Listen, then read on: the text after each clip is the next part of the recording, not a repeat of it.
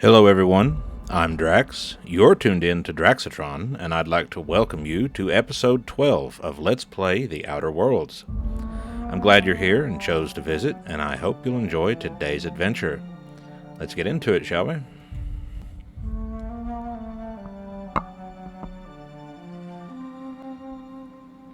Last we left off, we had retrieved the security key for the estate of Minister Clark. Now, Minister Clark is confusingly enough, while Chairman Rockwell runs the Halcyon colony, Minister Clark is formally known as the Earth Minister. He's basically the Earth Directorate's representative here. According to what we've been told,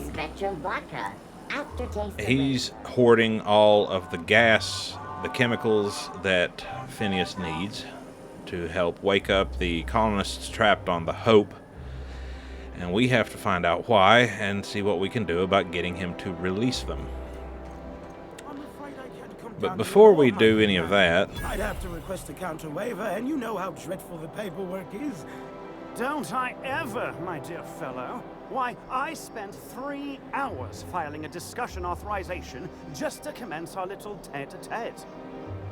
How we suffer in the name of commerce. oh, how we suffer in the name of commerce. Oh. Since we're here, let's visit the Bureau of Exploration. There's a fun little side quest involved with this one. I believe we need to speak to Victor here first. Welcome to the Bureau of Exploration. We're not currently offering any tours. Okay, we don't speak to Victor then. We speak to... Is it Alonzo here? Well, you're obviously not from around here. I don't believe I've ever seen visitors in the Bureau before, come to think of it. Are you serious? You're a sightseer? I didn't know people like you even existed. Oh, this is just too perfect. Alonzo Vallejos. Extraordinarily pleased to make your acquaintance, and so on and so forth. I'm currently operating a sightseeing tour of sorts. Think of it as a guided journey across Halcyon. Would you be interested in a trial run? Sure, why not? How does it work? Glad you asked. Our tour guides you across some of the most picturesque and breathtaking sights around Halcyon. We've placed some beacons across a series of locations around Halcyon. All you have to do is follow the beacons to adventure. That slogan's a work in progress. So, what do you think? Are you interested? Alright, sure. Outstanding! Here, you'll need this special triangulating device. Think of it as a wireless compass, pointing the way to the next beacon. When you find a beacon, this device records your discovery and directs you to the next stop on your tour. Find every beacon, finish your tour, and come back here to claim your commemorative hat. Simple! Alright, I'm off. And yes, you did hear him correctly. You have to find these beacons. There's one on just about every world you can visit in the colony. If you do it and come back, Alonzo will give you a commemorative hat. We'll do the one on here in Byzantium, but then we'll go later, we'll visit the other places because we'll have to leave this area in order to find them. My dear fellow, you've no idea.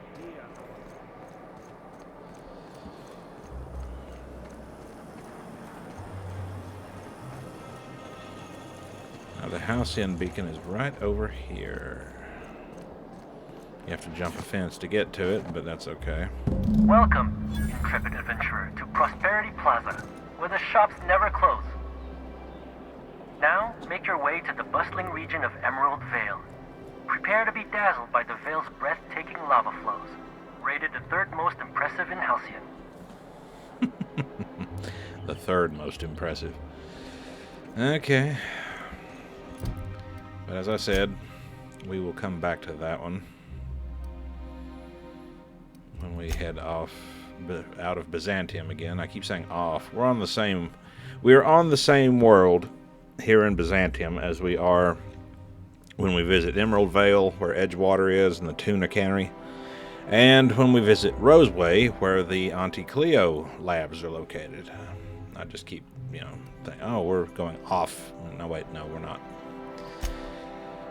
Of course, the first thing we can do, and I suppose we might as well get this out of the way, is we need to go find Ava Chartrand.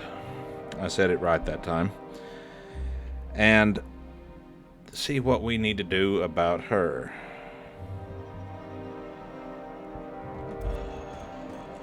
As with many other such quests, there are different ways you can solve the task that's been given to you.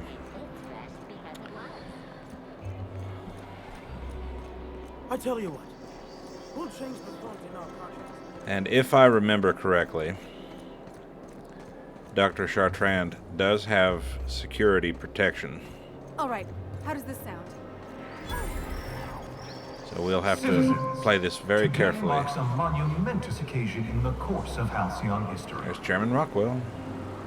After a deep and thorough examination of our budgets, revenue streams, and predictive models, we are publishing our yearly success report.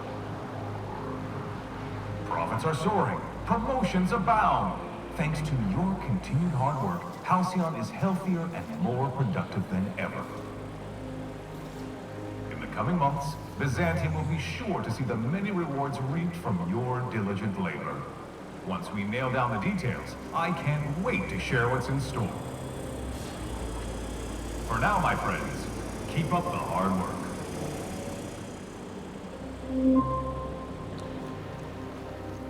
Now that right there is your little dose of what essentially amounts to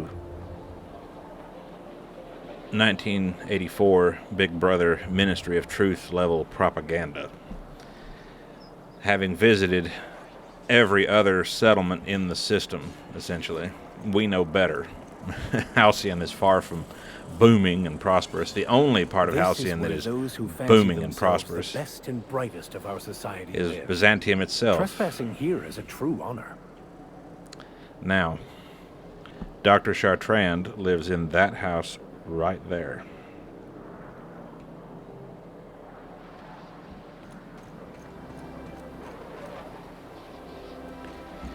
Now, I'm going to save the game here. I remember a way that you can do the task without getting into a world of trouble. But I'm going to have to play it very carefully. No magazines, no posters, not a Rizzo's in sight. What a pile.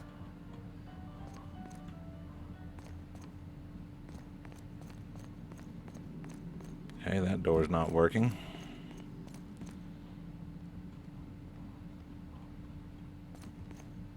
That door's not working. That door's not working. Okay, so I guess we'll go in through here and unlock the... Let's see what we've got here. Cascadia compromised.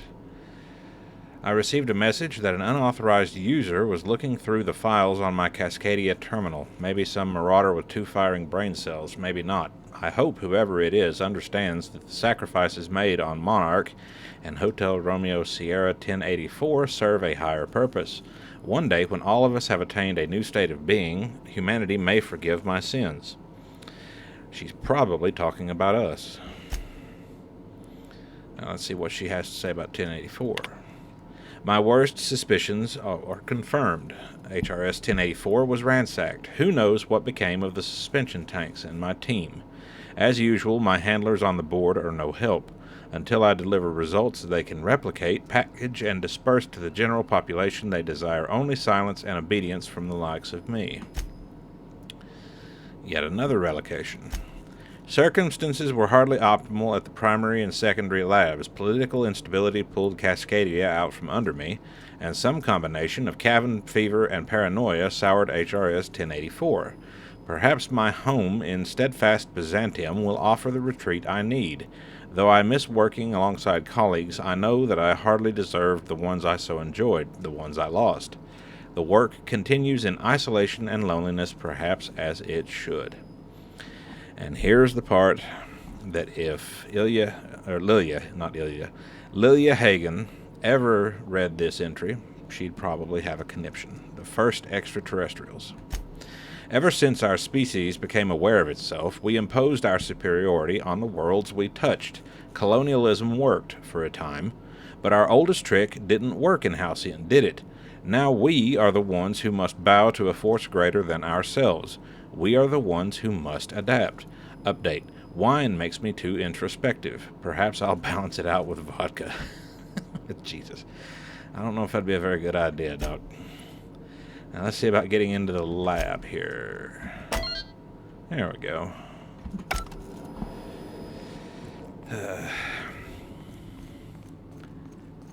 You don't get a whole lot of detail about what Dr. Chartrand was doing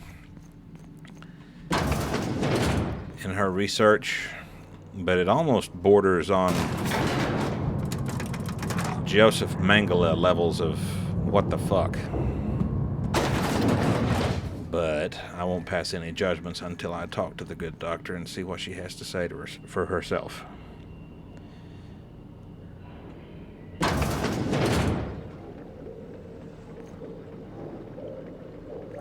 Smells like the med bays, only wealthier. That's far enough. What are you doing here? How did you even get inside?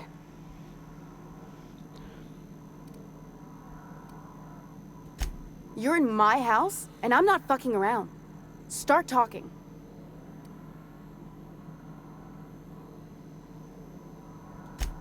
Hagen? I've never heard of her. Is she from the board? Damn it. I knew this would happen.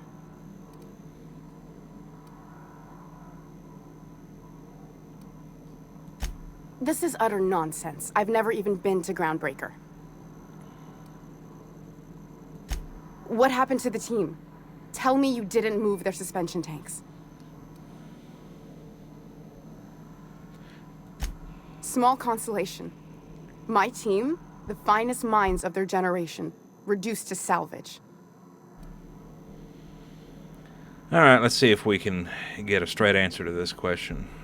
If we can get the truth from the horse's mouth, proverbially speaking, we'll find out a little bit more about what Dr. Chartrand has been up to. We were trying to prove that the colony could survive the crisis bearing down on us. What are you doing, Doctor? This information is beyond classified. You can write me up in your report. It hardly matters. I'm researching a new way to feed the colony. The crops we transplanted from Earth don't give us the nutrients we need. Our colonists might not realize it yet, but they're starving.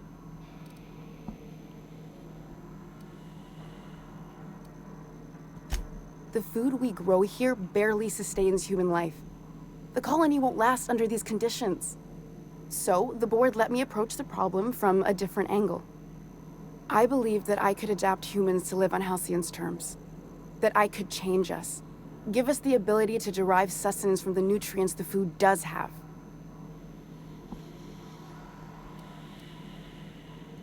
Not for lack of trying. I wanted to save them all, but I wasn't strong enough.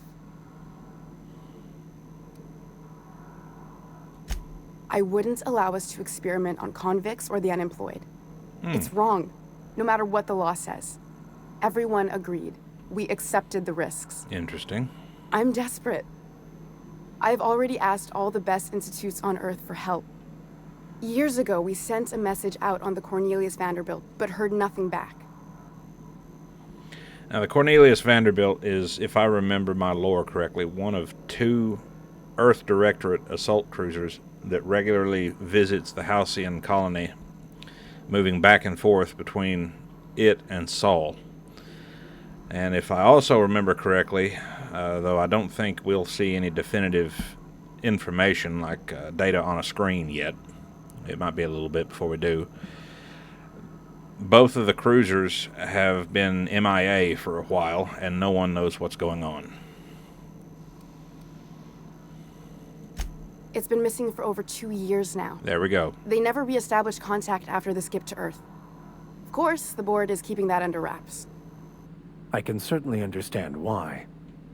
Board cover-ups? Vessels disappearing into the aether? Sounds like the work of aliens to me. Calm down, Felix. The board is uneasy about letting the colony know, seeing as half of their military force vanished without a trace.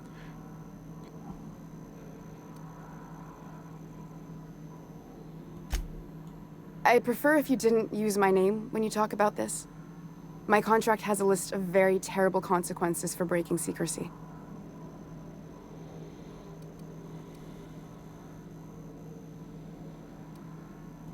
You came to kill me. I assume that's still on the table. Please don't. If I die, there's no one who can reproduce our work. Every sacrifice will have been for nothing. And we'll be no closer to a solution that feeds the colony.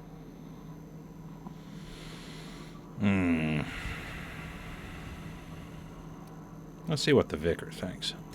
It may not be pretty, but we risk the colony's downfall if we hinder the doctor's research. Everything I did was for the good of the colony. Consider that. See what Felix thinks. You know how I feel, boss. If you're a cog in the corporate apparatus, your face is pretty much fair game. That's my motto. I hope you know what you're doing, Captain. I leave it in your hands. You won't regret this. I'm still far from the breakthrough I need, but you're at least giving me a chance. For now, I'd better pack up the lab and head somewhere discreet. Not so fast. Captain, what you just learned is beyond your clearance. Hell, it's beyond mine. Give me one reason why I should let you walk out of here alive.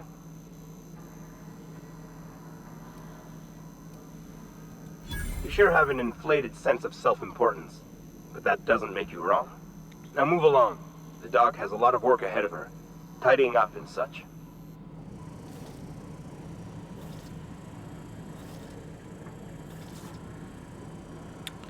Now, this may or may not be the breaking point. But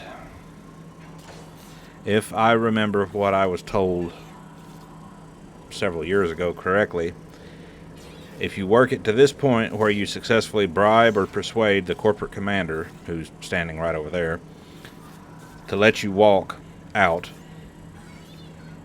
you could literally at this point shoot Dr. Chartrand and the guards won't do anything. Now, that may or may not be true.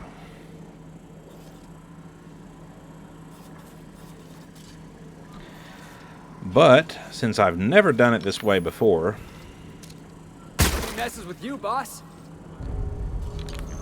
I'll take the loss. Just to see what happens.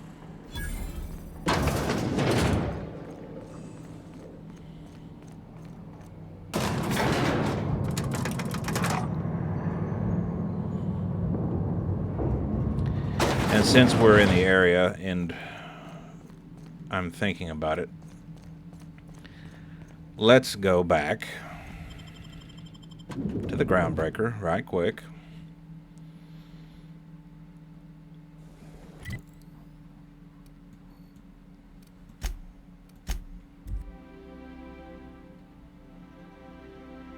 And see what Lilia has to say. Crew report. Nyoka is drunk. Surprise.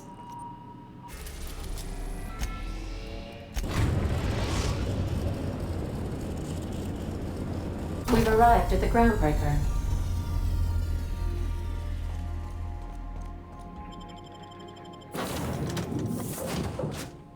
Because realistically speaking, with or without Dr. Chartrand, once Dr. Wells is able to get the colonists aboard the Hope revived, based on what he has said, and of all the people you deal with in this game, he's one of the very small handful that you really don't have a reason to distrust. Rizzo's lemon slap. The Slap your whole family tonight. introduction of the intelligent, capable minds that were supposed to be aboard the Hope into the Halcyon colony will be a greater net positive, because Dr. Chartrand by herself might not have been able to produce the results that the board was wanting, but those men and women aboard the Hope, once they figure out what Dr. Chartrand was trying to do, just might be able to do it to a degree that she wasn't capable. Is it done? Well, well. Looks like someone's due for a promotion. How does Vice President of Aggressive Acquisitions sound to you, contractor? You've certainly earned it, my blood-soaked rising star. Catherine heard I was taking you on full-time and sent along a present of her own. I've had it delivered to your ship. From now on, the board will think twice before fucking with Lilia Hagen, savior of humanity. Be sure to mention that in your travels. We could use the free advertising. Vice President of Aggressive Acquisitions. Got a nice ring to it. Shouldn't be a problem. I have quite a bit of experience spreading the word. Well, if there's nothing else, I need to review some applications, seeing as I just lost my best contractor. Let's see if Lilia knows anything about the Vanderbilt. Not as much as I'd like. The board dispatched it to Earth on a resupply mission, I think. Why?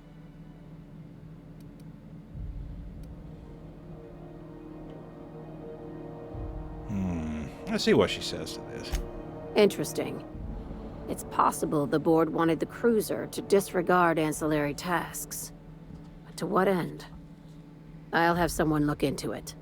But for the moment, we're pissing in the wind and shooting in the dark. Considering how you get around, you'll probably find answers before I do. These days, the scrap business all but runs itself. Gives me the time to expand our interests into other sectors, where I can let my hair down. Our field is persuasive acquisitions. At least that's how my legal advisors tell me to phrase it. Not all of our salvage is abandoned when we find it. Sometimes it takes a polite conversation and a shot across the bow. You know, legal formalities. Thank you. I work hard to keep it that way.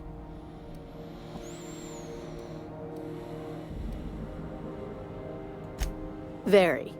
I have this thing about numbers in spreadsheets, grids in general.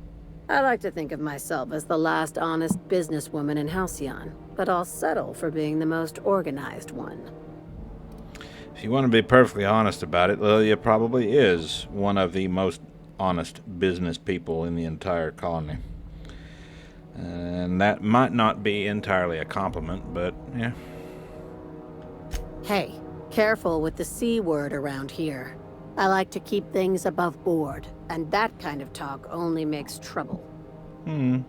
Sublight occupies a legal blind spot. No one knows what we're licensed to do, and that gives our little business some freedom. But let's not tempt fate. Fair enough. Be seeing you. Make sure you aren't followed on your way out. And let's take a look at that armor. Now, you only get this armor. Hey.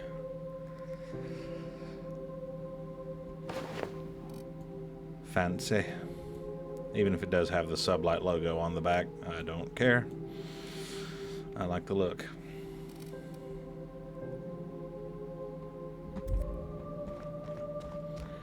You don't get that armor. Get your schooling, Max. Nowhere special, Mr. Millstone. An OSI seminary, same as my peers. They teach you science there? You know, test tubes, formulas, all that sundry. Among other things, including a rigidity of thinking. Why do you ask? You got any of your old books? Just asking. Of course. And you're welcome to them. Old Felix, thinking about getting him a little bit of learning. But as I was going to say, you don't get that armor if you don't kill Dr. Chartrand. And admittedly, every single time I've played the game through, and I've done it a few times, I've always spared Dr. Chartrand and told her to continue working, but typically I've sent her to work with Dr. Wells instead of telling her to stay on Byzantium and working under the board. Now, back to my previous comment about the colonists from the Hope, sparing Dr. Chartrand never really seems to have any appreciable results as far as the game's ending goes. And as I said, she'd spent all this time trying to solve that problem that ultimately cost her the lives of every other member of her team. Now, the Hope is supposed to be carrying some of the brightest minds that were destined for the Halcyon colony. So I would like to think that among the however many hundreds of people still trapped aboard the colony ship, there are some who probably would have a better chance than Dr. Chartrand and her team did at solving the problem they were attempting to address. I guess only time would tell.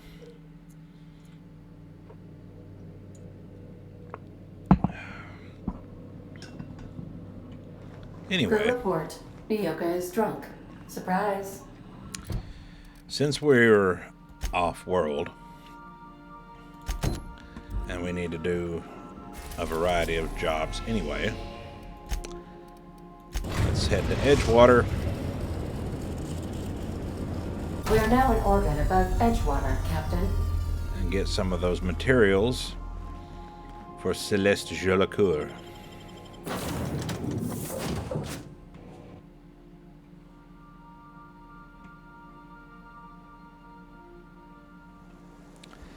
Now,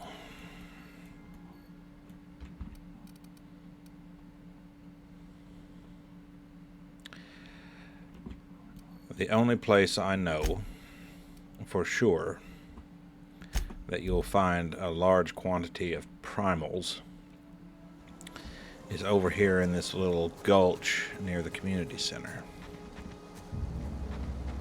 And hey, we found an unopened container with some armor parts in it. Isn't that exciting?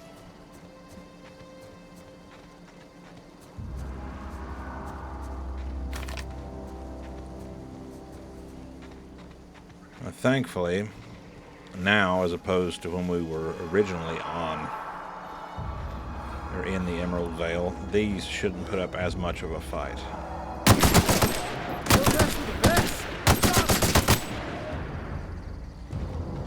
I rest my case. We'll gather all the materials together, whether it's what's needed or not. Except for that, I don't want that. Here we go!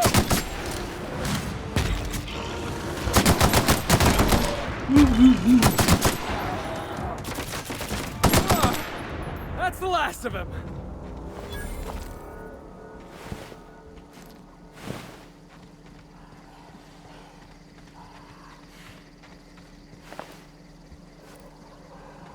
Let's grab the hide too. I know there was one up here somewhere.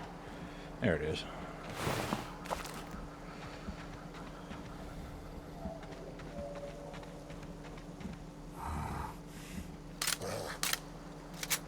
Talk about low situational awareness. That's with you, boss.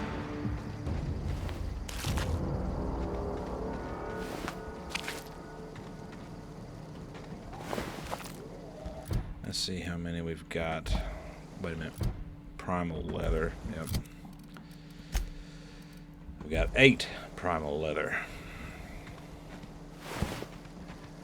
And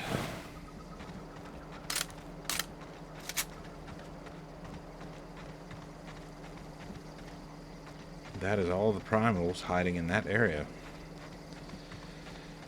Fortunately, there are at least 2 other spots where we might find what we need. We'll go visit them right quick.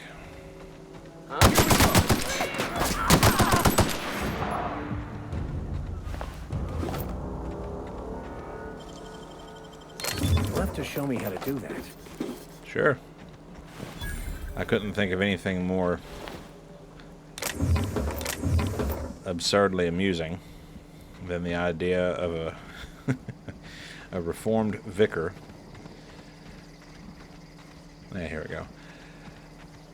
Who can not only wield a gun, but also, hello.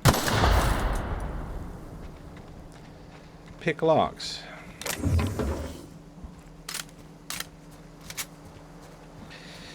Actually, it's not all that absurd. I, as a boy, had a pastor who had a small gun collection. He was a very learned man. He knew the Bible extremely well. And he knew it in 4 different languages: English, Greek, Latin, and Spanish. And he enjoyed guns. Most people might think that doesn't seem very fitting for a man of his, pursuits, but yeah, everybody has to have a hobby or two. And one of his was he collected small firearms. He had quite a collection.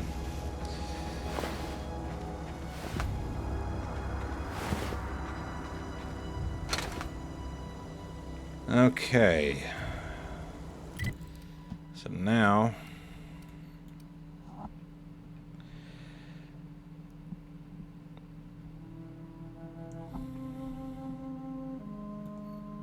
the only other place I know to find primals is over here at the old wreckage.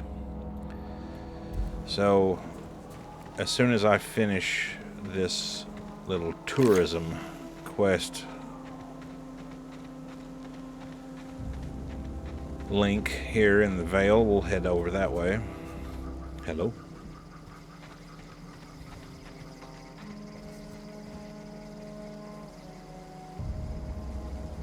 They're flying on somewhere.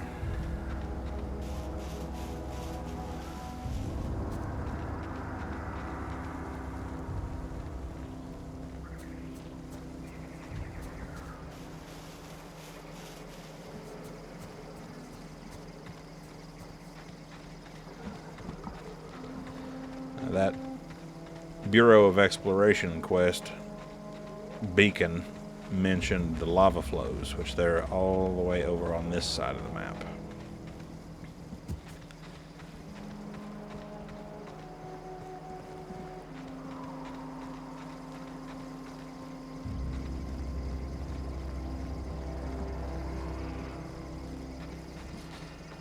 And here's another box I missed. How about that?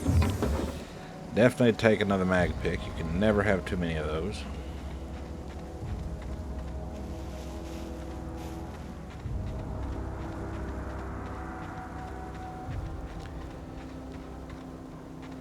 And see, if I were a resident of the Halcyon colonies, I don't know, of course, we don't know exactly what the average person knows about volcanoes, probably very little. I'd be a little leery about living so close to something like this, but if it's one of those structures like Kilauea in Hawaii that is, constantly in a state of eruption of some sort, it might not be such a big deal. But if it's one of those monsters like Yellowstone or I cannot remember the name of the one in I believe it's Indonesia. Here they come.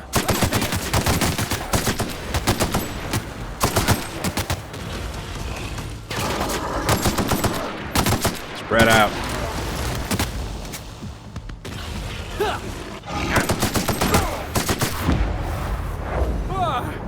That's the last of him.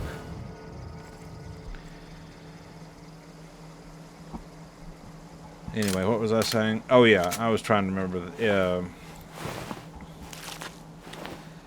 Mount Tambora in Indonesia. Supposedly, the biggest recorded volcanic eruption in history took place there. I think it was a little over 200 years ago. If you live next to something like that that just kind of sits there all day, maybe there's, smoke and steam occasionally. We hope you've enjoyed your trek across the breathtaking landscape of Emerald Vale, Terra 2's most fertile settlement and future breadbasket of Halcyon. Take a moment to enjoy this vista with a can of Spacer's Choice Saltuna before you make your way to Mighty Scylla, Halcyon's biggest asteroid. But yeah, anyway, if you were near one that kind of was always bubbling and erupting to some modest degree, that's might be a little bit less intimidating, because at least with it, the pressure's always kind of being let off just a little bit. Although I'm sure even they're capable of a really big eruption if, the circumstances were right. But, if you live next to something like Yellowstone or Mount Tambora, I'd be like, I'd be always looking over my shoulder thinking, when is that big bastard gonna blow its top? Still, you can't deny that it is a very scenic and pretty view in a forbidding kind of way.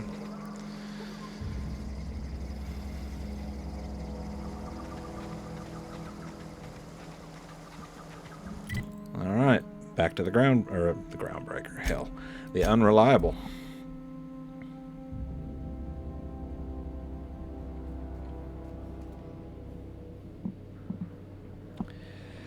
Crew members Ellie and Max are engaged in a heated discussion in the kitchen. Crew members Ellie and Max are always engaged in a heated discussion in the kitchen. Or Nyoka is drunk, or... oh, man. Let's see, that's everybody's weapons. I just realized I never did open those lockers previously, but I am going to store a few spare weapons in them. Is there any...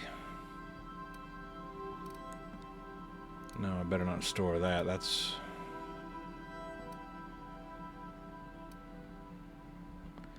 Dever. It's an old Wendy's commercial from the 1980s.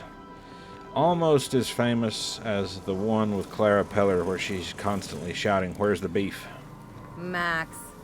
Maximilian. Vicar. Vicky. Yes? Aw, this is no fun anymore. How quickly she loses interest. Bless her. Alright, let's offload some.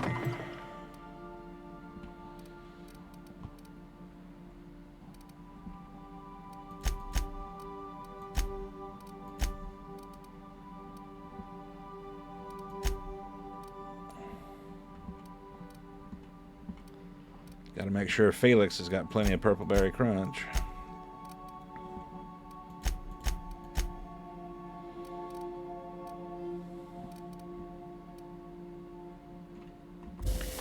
Say what you want about the Unreliable, she is well stocked in foods and sundries.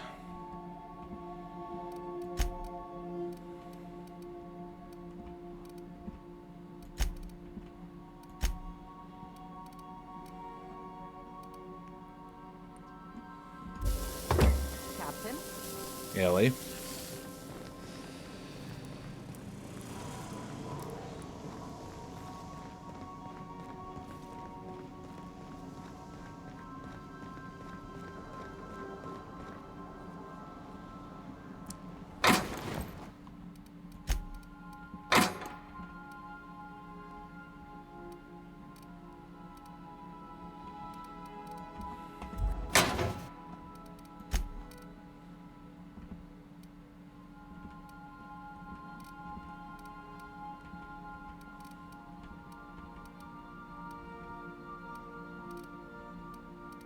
Okay. That drops it down considerably.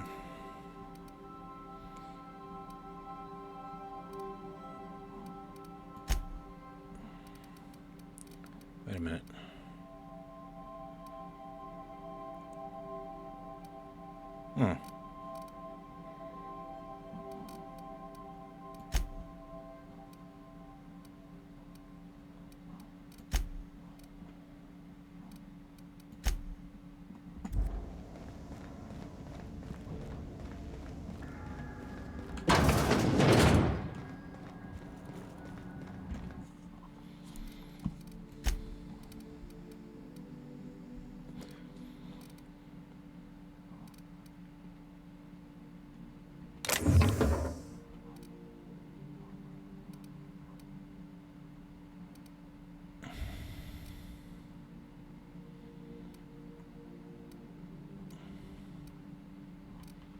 See, I still have the Iconoclast Apostle helmet, thankfully, but I'd forgotten all about it and left it here like a bit of a dummy. But, hey.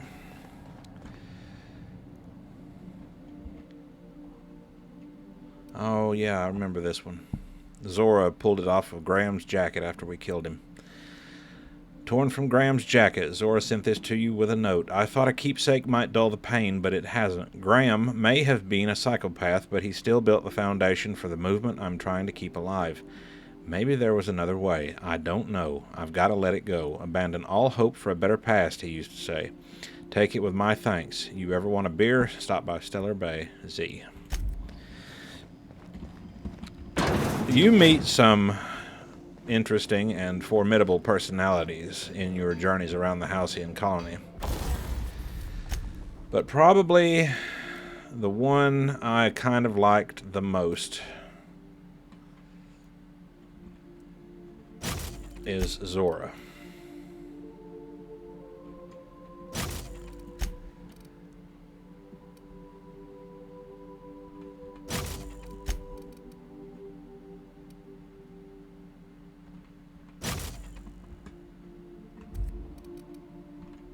She's tough, she's no nonsense, and she's just she's just flat out has no time for bullshit.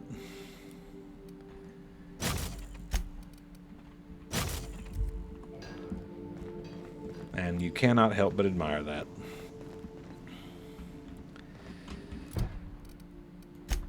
Anyway, since we're already gallivanting all over the colony, let's go to Scylla. It's so easy to get sidetracked in this game doing Destination reached. Scylla. Goofy little side quests, but they're all fun and all worth doing at least once. And since we really don't have as much need as we used to,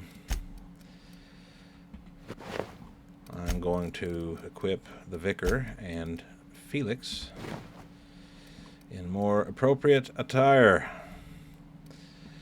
since I am now the Sublight Vice President for Aggressive Acquisitions. The team might as well look the part.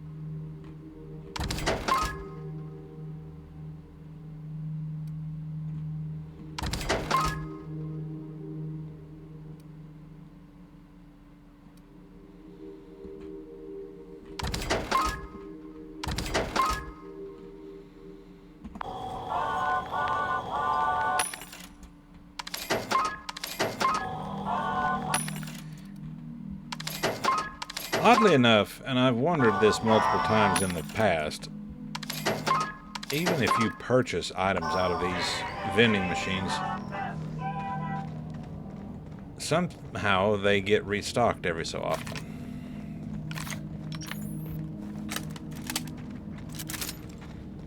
Someone... Okay. Let's take him down! Down they go! Don't mess with us! Kind of like how in Fallout New Vegas, you'd always find a bottle or two of Sunset Sarsaparilla in one of the vending machines if you returned to a location that you had visited previously and pulled the beverages out of. Zilla is our colony's busiest mining settlement. But don't take our word for it. Ask one of the hundreds of proud Hephaestus miners going about their work right now. You're in for a real treat, because our last stop takes us to a charming little village outside Stellar Bay, located on Terra 1.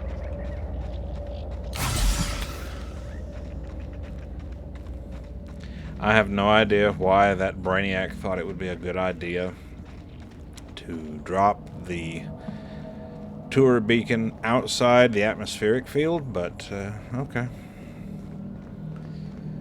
As the first time I was looking for it, I was thinking, can we even go through this? But then I was like, oh god. I'm dying entirely too quickly.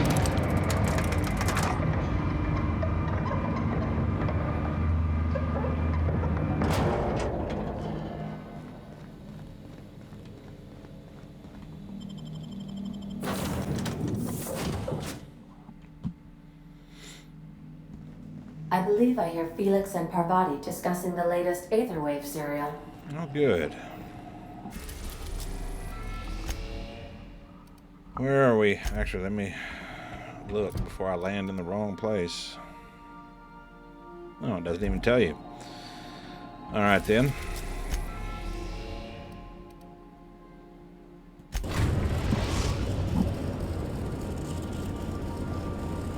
We're now in orbit above Stellar Bay, Captain.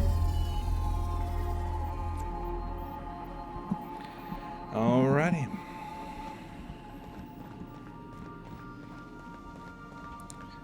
Let's see where we're going this time.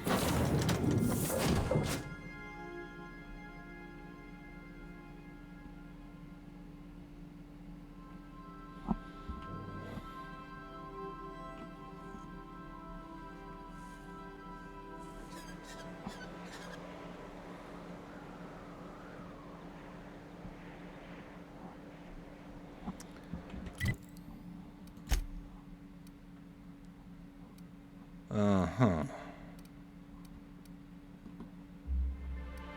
Okay. Let's go out there and see what this is all about then.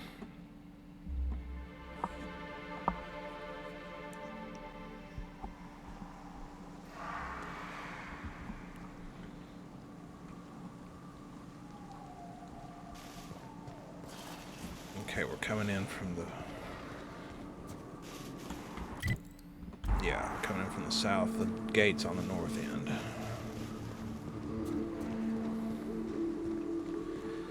And this whole tour thing kind of goes back to what I was talking about after we heard the chairman make his little statement on the public address system when we were in Byzantium earlier about how Halcyon is prospering and booming like never before.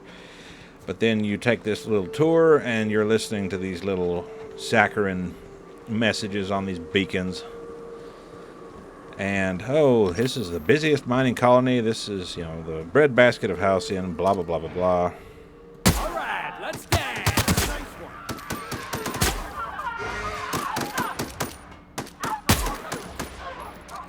Well done. We're still alive. And yet, most of the locations you visit are either kind of decrepit, or are abandoned, or are just in horrendous shape. Yeah.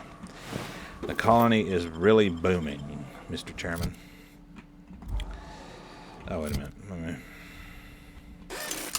There we go. Now, did I did not. Okay. Now we're headed over this direction. But if any of these locales epitomize just how poorly the Halcyon colony is doing, it would most definitely be Monarch, because they lost control very quickly and abandoned the entire moon. I've been waiting for this! Don't mess with us! Got him, boss!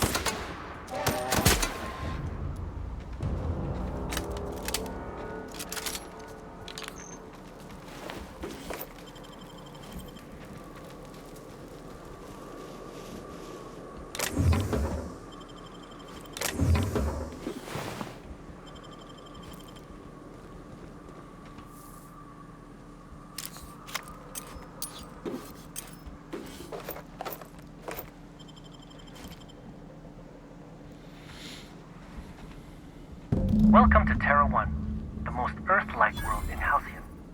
Take a moment to admire the triumph of civilization over nature. And while you're at it, say hello to the local settlers. We hope you've enjoyed this guided tour across the wonders of Halcyon. Please return to the Bureau of Exploration for a special prize. Say hello to the local settlers. Hi, local settler. The triumph of man over nature.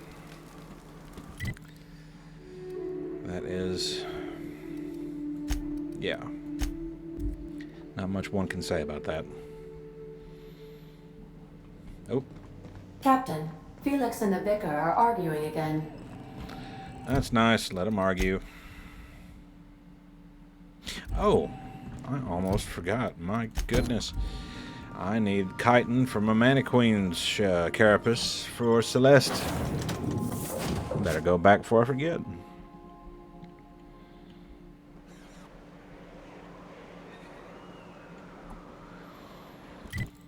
Alright.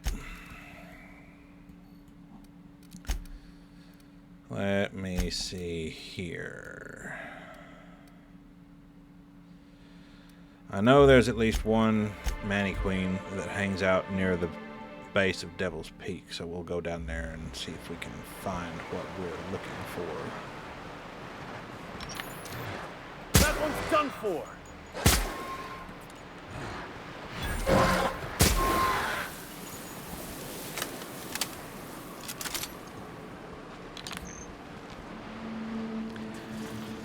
Uh-huh.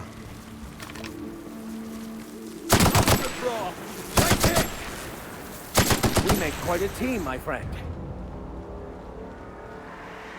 We do pretty good, Vicar. Anything useful? No. I'll grab it anyway. The Mannequin, if there is one, there it is.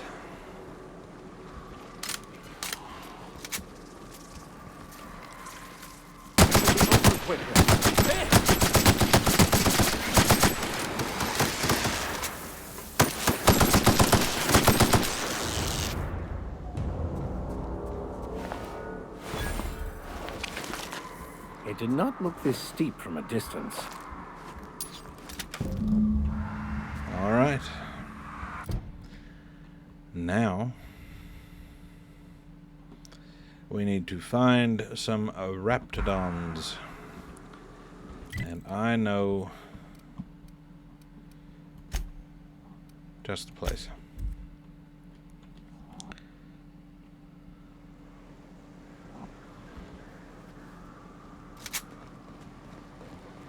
You don't think much before you act or talk, do you, Mr. Millstone? This what you call one of them rhetorical questions? Well, don't misunderstand me. I am actually curious. I find your lack of introspection refreshing. Thinking just gets in the way of doing. That's my motto. Couldn't have put it better myself. Ah, Felix, you dork.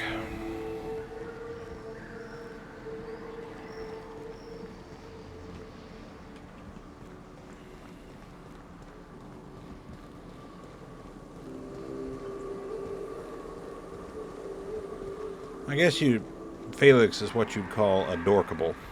He's a dork, but he's still kind of adorable because he's just so happy-go-lucky, throw caution to the wind.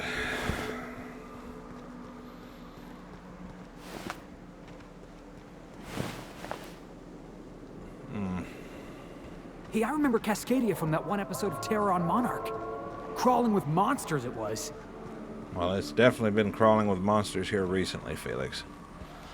But thank you for the observation. Actually, I don't have to go the whole walking route. I can travel to that crashed UDL gunship, which is invisible. It must have engaged its cloaking mechanism.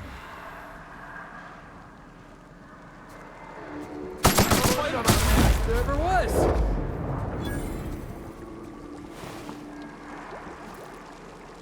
Now, how many of those did we need? 3.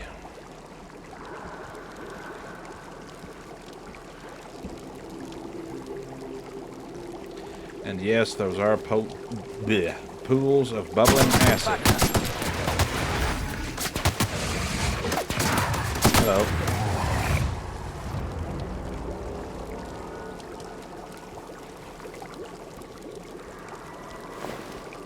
If you had to liken this to something real, it would probably be those pools at Yellowstone Park. Come here, you big ugly bastard.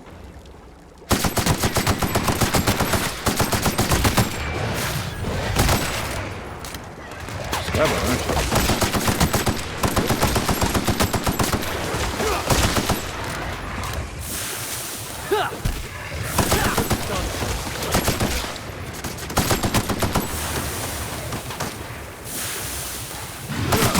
Everyone all right?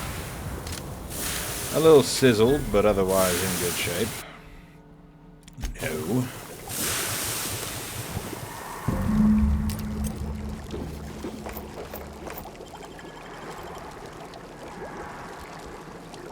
All right.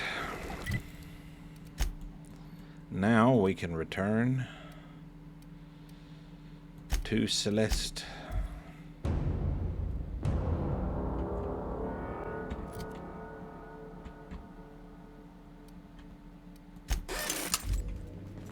Captain, Felix and the Vicar are arguing again.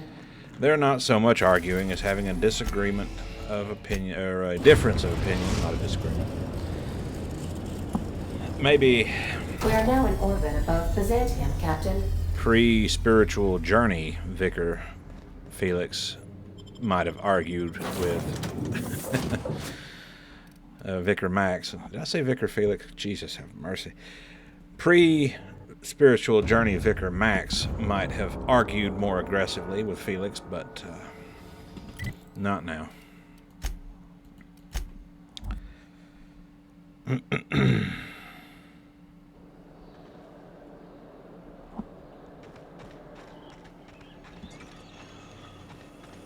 Spacer's Choice 2-hour energy group. Watch out for hour 3.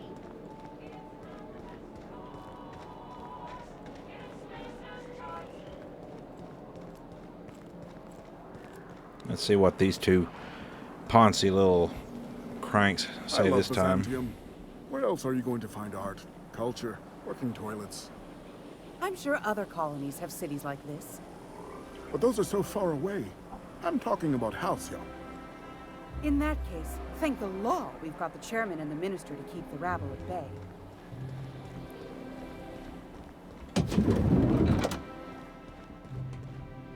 What can I do for you, darling? I've been thinking of a name for this new outfit. Chimera. Crafted from the hides of 3 species of monster.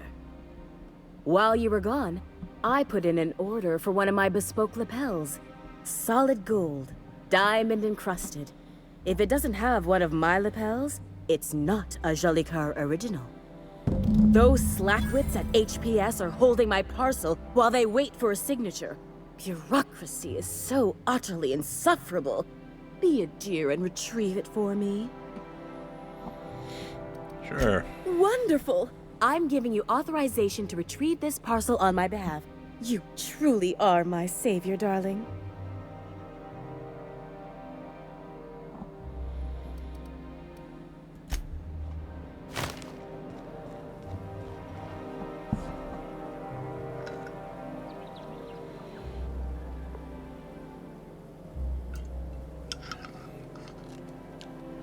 And now... Remember that stranger I saw in the square? Shh. The one with that guy who looks like an old tossball player. Could have sworn I've seen him play. Enough! You're standing right here.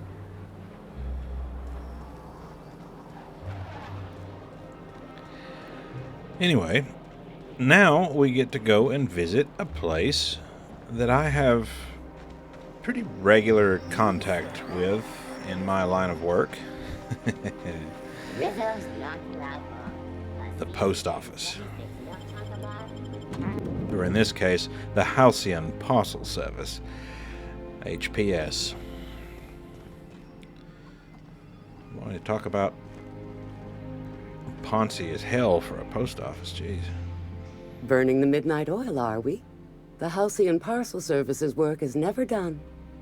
Welcome to Halcyon Parcel Service. Deliveries guaranteed within standard margins of accuracy. If you would like to sign for a parcel, please go to window B.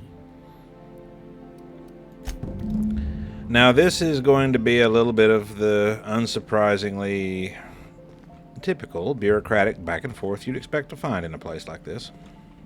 Welcome to Halcyon Parcel Service, where all parcels are guaranteed to be delivered within acceptable margins of certainty. How may I be of assistance? Let me just look that up for you. It appears that a parcel for Ms. Jolicoeur, Celeste is currently out for delivery.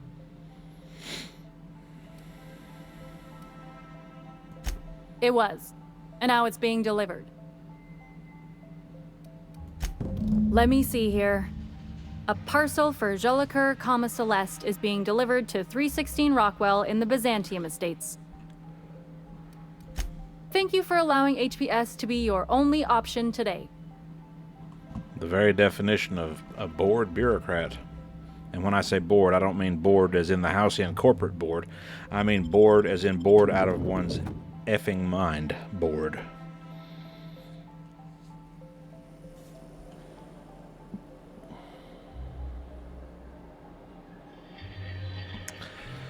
All right. The Estates District So, how many times is where we're headed next.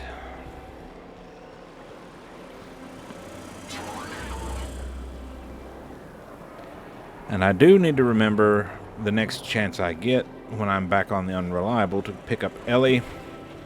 Her parents live in that house right there. But as for... oh dear. We were unable to deliver your parcel as requested. Your parcel is being returned to the HPS building located at 533 Eridanos. Please speak to an HPS clerk about the retrieval of your parcel. Alright then, back to the post office we go.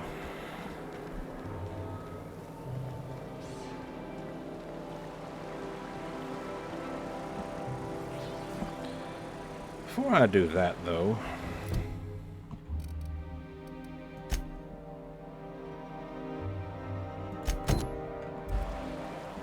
because if I'm remembering correctly, there is something you can do at HPS for Minister Clark. Let me go. Oh, and by the way, the chairman's office is way up there. We'll be seeing it eventually. You must be joking. Our fair city is being overrun by a pox of vagrants and undesirables, and your plan is to sit idly by. And what would you have me do exactly? I don't know. Something. Anything. You're the security expert. Secure the situation. Ma'am, again, Byzantium is perfectly secure. You're under the watchful eye of UDL security. Yes, you've said the slogan. I don't need to hear the slogan. I need to hear, yes, Miss Inglesby, I will personally hunt down these hooligans with my excessively large firearm. Ma'am, you know I can't. Oh, you're useless. All of you. Utterly and completely useless. Talk about Hey, there. That's one right there. Can't you just see the stench of impropriety radiating off of him? For the last time, Access to Byzantium is impossible without a proper nav key. Now, if you'll excuse me, I need to be somewhere else. Anywhere else. Talk about a snob. But that's your typical Byzantium resident, I suppose. This property is off limits. Solicitors, loiterers, and uninvited visitors will be fined to the fullest extent of company policy. This ultimatum brought to you by Universal Defense Logistics. Oh, dear Lord. That's funny. The minister isn't expecting visitors, and you don't much look like one of those couriers from HPS. Sure you are. And what is it you're delivering today? Now we have a double excuse to return to HPS. Look who it is. Anton Crane. You know what? Let's talk to him, see what he has to say. Oh, it's you. I'd hoped to never see you again. I don't know why I let you goad me like that. You're a despicable person. But, as you can see, I made it to Byzantium regardless. Oh, I am. And it gets better. I've been offered early retirement, a chance for a leisurely life, enjoying the finer things, pursuing knowledge for its own sake.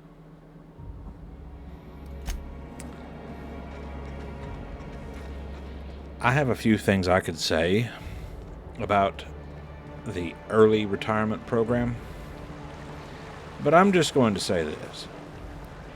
Early retirement is a euphemism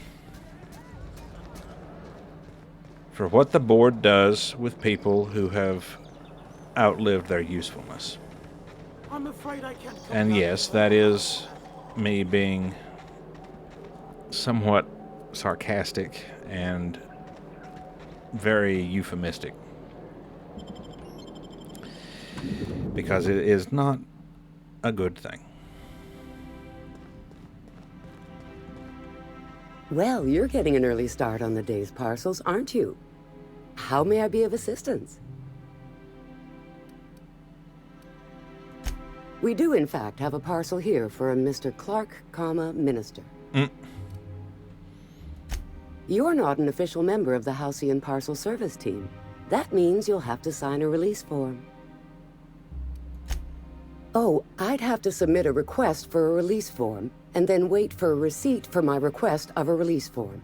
Then you'd have to make an appointment. Couldn't say.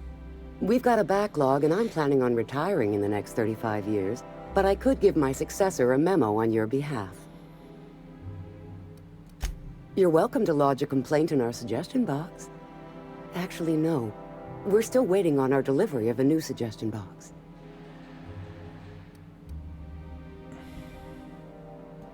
You do that? Wow. Hey, you know, a positive review from the minister would go a long way in my semi-monthly employment audit. Here's your parcel to be delivered to Mr. Clark, Minister. Law speed. Well, that takes care of the minister's parcel. But what about Celeste's parcel? Back to Wanda. Halcyon Parcel Service is proud to be the colony's only parcel delivery service. How may I be of assistance? I must respectfully ask that you calm down, please. Parcels must be picked up at window A.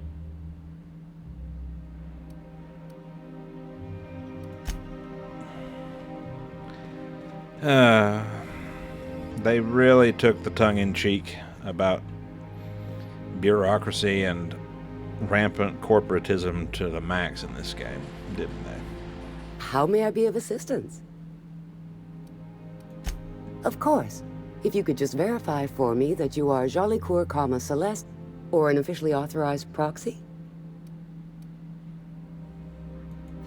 Yes, I can see by your eccentric mode of dress that you must be one of Ms. Jolicoeur's associates. Everything seems to be in order. Here you are, one parcel. I hope this has been a pleasant and satisfying transaction. Halcyon Parcel Service thanks you for your patronage. Now that went considerably smoother than it normally does. The last time I played through the game, I had a much more difficult time trying to convince the mail clerks that I was there to pick up a package for Jolicoeur, Celeste, and went back and forth between the windows several times, and then ultimately had no other choice but to slip in the back way and nab the parcel myself. I've always loved that sculpture. But it... wait a minute. What? Hey, careful. Don't go running around in the middle of a crime scene. You mean Miss Jolicoeur? She was reported for practicing a subversive aesthetic. We found her in her office, working on something perverse. She didn't cooperate, so we had to put her down. Never took her for a dissident sympathizer.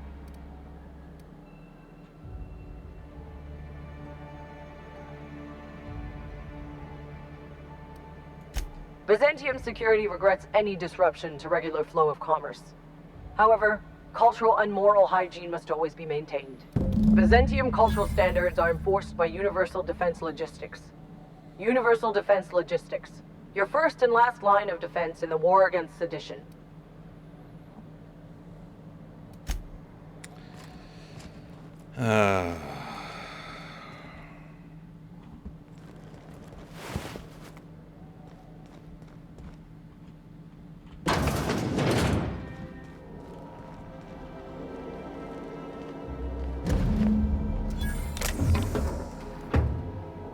Well,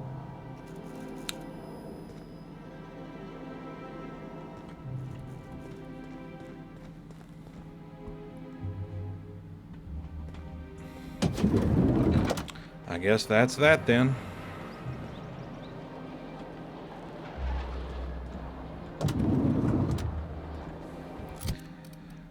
But we did get the Chimera outfit. Very bespoke.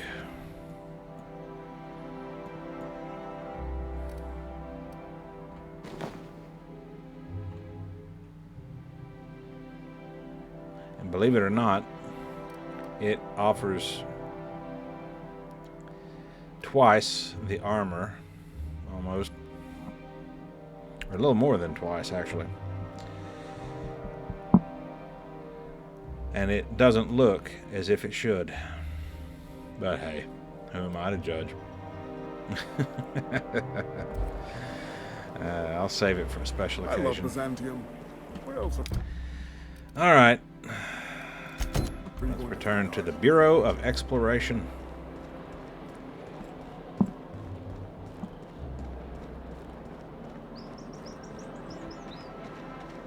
I tell you what, we'll change the font in our contracts as we... Yep.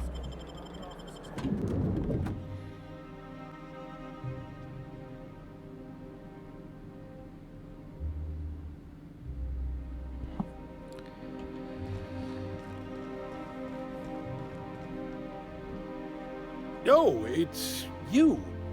Yeah, it's me. I suppose you're here to collect your prize. Hmm? I really do have the worst luck. When I gave you this job, I never expected you'd be so damned competent.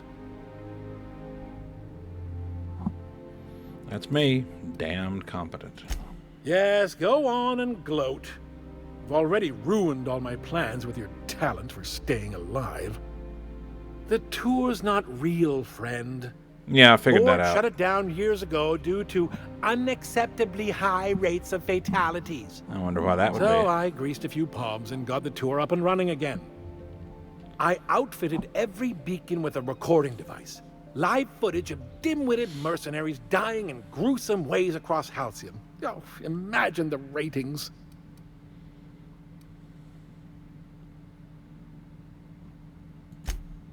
Fine, fine. You're entitled to your reward. One certified explorer's hat, courtesy of the Bureau of Exploration, with my compliments. You're welcome.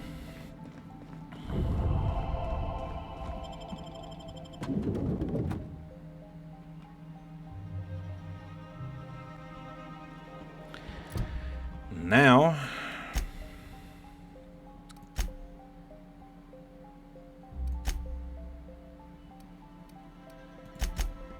we'll talk to Minister Clark. Or actually, you know what? This is on the way. Let's go to the Odeon Pictures studio and... I think we can both agree that Maverick Johnston is the finest director in Halcyon. see how this goes.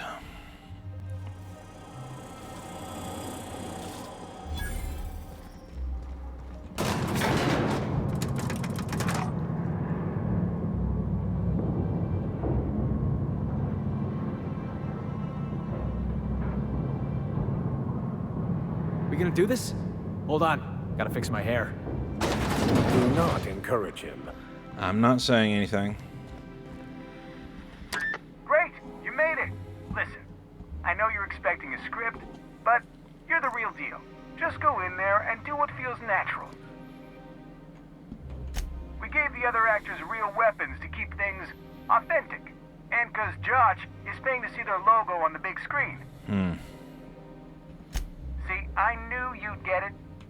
Now go in there, find your mark, and show us what you got. Places. Let's break a leg. Well, well. Here to stop us at last, Captain Steele? You're too late. All of this settlement CNP Hungry Time food pills, same nutritional value, but now with added filler, are ours. With their patented stomach stuffing effects and baseline vitamin content, we will be nigh unstoppable.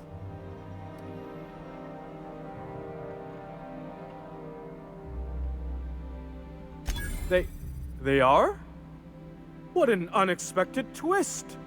You may have fooled me for now, but not for long. Am I in the shot? Hang on. I'm gonna give him the old millstone glare. Do you remember the last time we faced each other? The Battle of Axejack, staring one another down across the void of space while flaming debris fell like rain around us.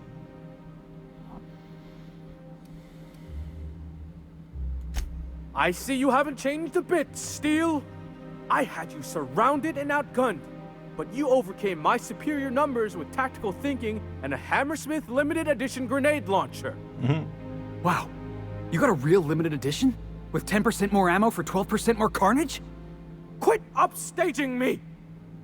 I've been waiting for 5 years now, and at last my day for vengeance has come!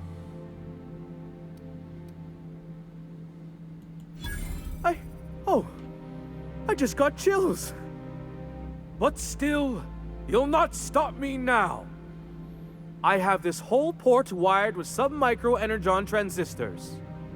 Once we're away, I'll activate the gamma particulate field and the quantaponic chain reaction will turn this whole place into vaporized plasma.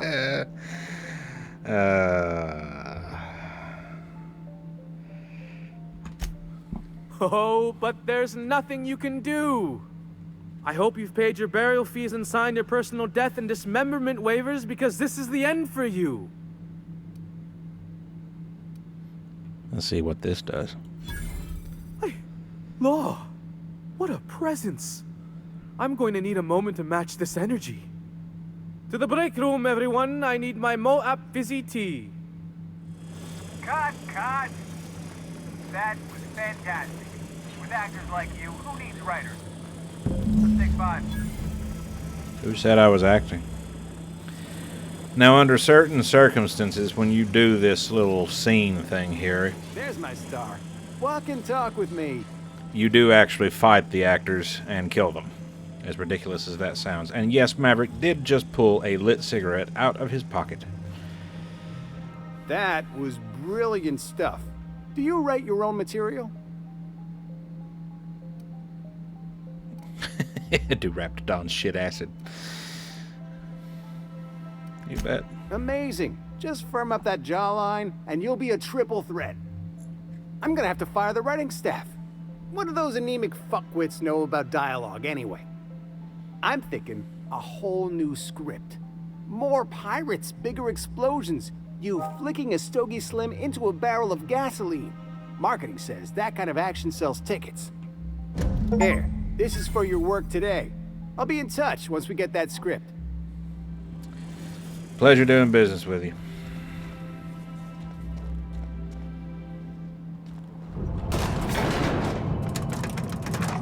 And yes, that is the typical you would find in a board-approved Aetherwave serial here in Halcyon. Lots of explosions, lots of action sequences, lots of nonsense words.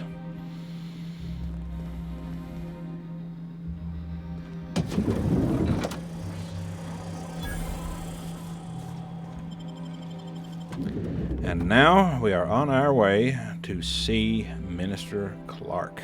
Missiles very crunch. Don't you think? What was the score on last night's game? I missed it. I didn't know you still cared about Tossball, Max.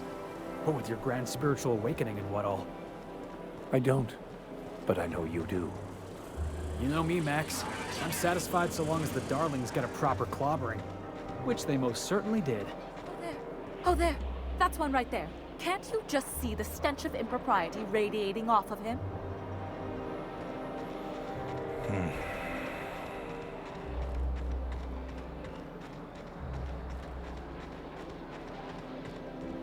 Incoming! Oh dear. Well, let's not do that then. I have no idea why that happened. Curiously enough, the last time I picked up the minister's package, I walked right through the front door and he did not bother me. Missiles very crunch. But, if they're being difficult about it, let me talk to that wanker again and see if I can't sort him out so he won't decide to just jump my shit as soon as I try to open the front door.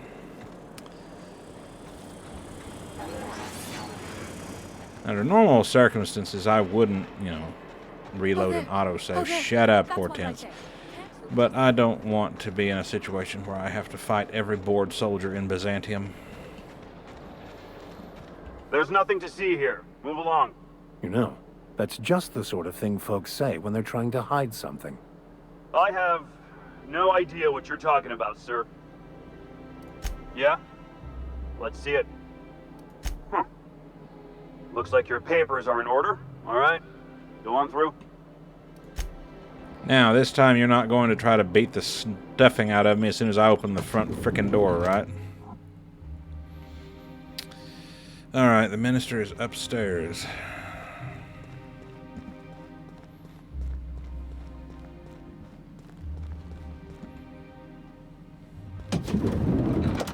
How did you get in here? I got in here. That's all that matters.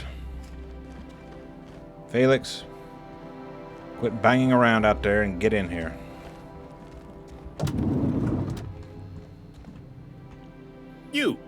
You're not one of my guards. What are you doing here? I don't know if I trust this so-called minister fella, if that is his real name. Minister Clark, what a remarkable honor it is to meet you. If this is about another Aetherwave clip or radio spot, you may kindly fuck off, as the parlance goes. I'm not doing any more. What are you talking about? Slowly and loudly, Aloysius. It's the only way these morons understand anything. I said, you may tell Charles to go fuck himself. Then you're not part of Rockwell's PR team. That means you're a dissident? A real live dissident? Finally! High time we got the recognition we deserve. And so affable. Why, you're nothing like the crazed hooligans the board loves to caricature. But what are you doing here? And how did you get in?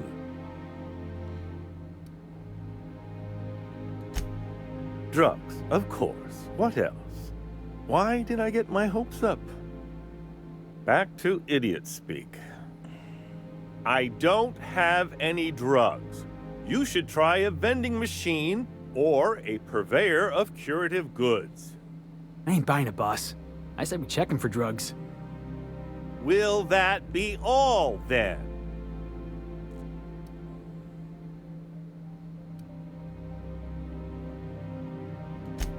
Process of elimination.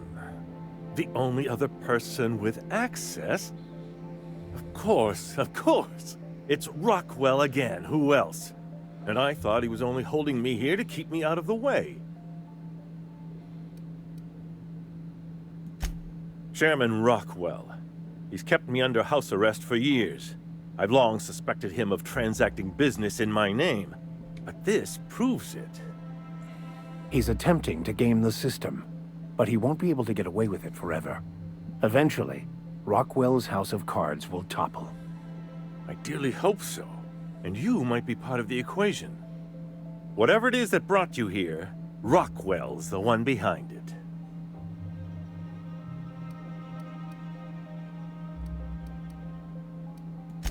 How should I know? I've been under house arrest for years. But there is a way to find out, and perhaps to set things right. Whatever Rockwell's doing, he'll be doing it from the HHC headquarters. Your best lead is to look for details in his office. If by look for details he means knock things about and take what we like, count me in. That's certainly one way of doing things. Far be it from me to dictate your methods. Captain, we must investigate Rockwell. An injustice like this cannot go unchecked.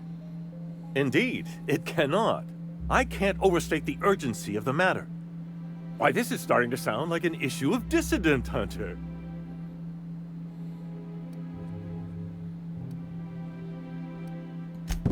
Via the Acropolis District, of course. That's where the most important corporate and government facilities are.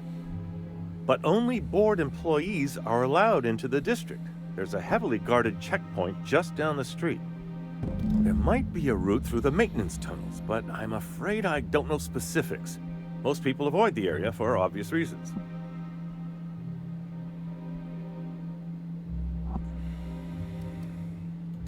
When you reach the HHC building, this access card should get you up to the executive suites, where the chairman's office and what used to be my office are.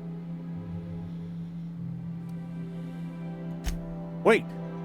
Rockwell has one of the only terminals capable of transmitting to the Earthbound message drone. This is our chance. Please, take this and transmit it from his office. Rockwell hasn't given me any messages from Earth for years. He's desperate to keep me out of contact with the Earth Directorate. But they need to know what's happening here.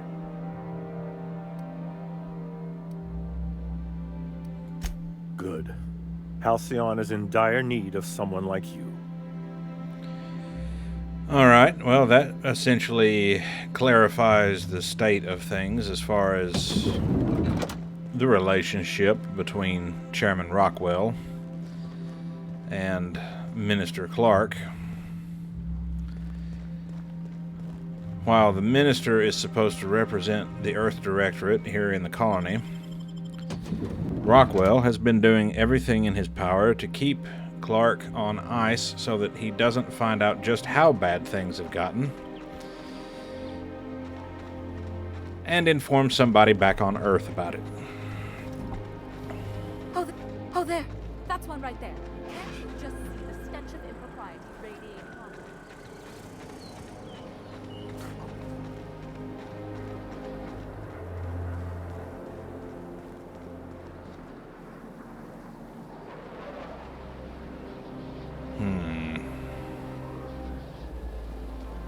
Now, if I remember correctly,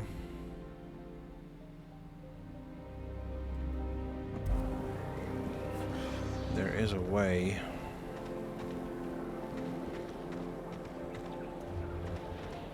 Actually, let me go talk to this guard first, because I think we need to do that before we can do anything else. The Acropolis District is off limits. Move along. What in the law's name are you on about?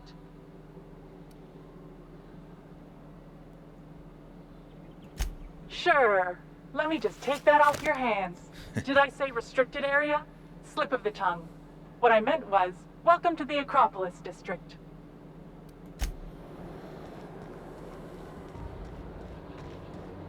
Fort's just showing off.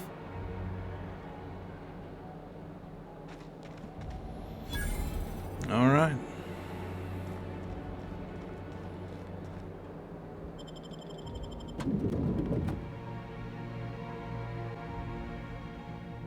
Just act like we belong.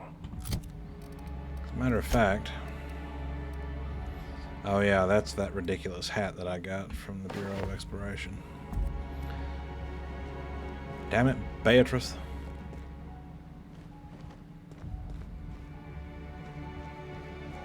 State your business. Please step away. This entry is for high-priority HHC business only. Huh. I didn't realize we were still using those iridescent stickers. But this looks right. I'll just need you to register your weapons with a revised request to carry 32B form. Each weapon will need a separate form. Now, let's see. Damn it. When did I run out of forms?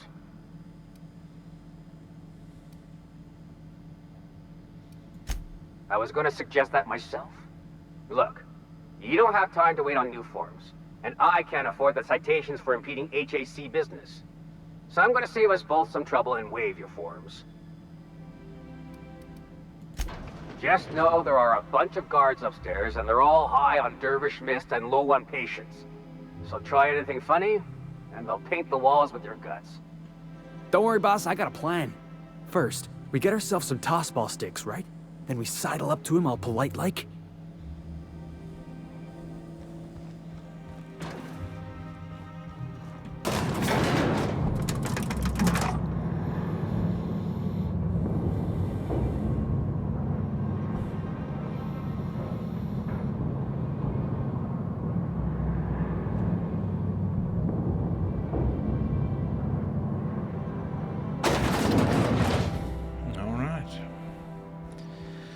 And unfortunately, we do have to deal with Percival here. If you'll forgive my saying so, that outfit looks splendid on you. Oh, thank you. Personal assistant to Adjutant Akande and Chairman Rockwell. I'm also responsible for organizing the adjutant's stationery, which is more of a hobby. The art of arranging stationery is a never-ending source of joy and satisfaction. Will there be anything else? No, that's it. I'll be on my way.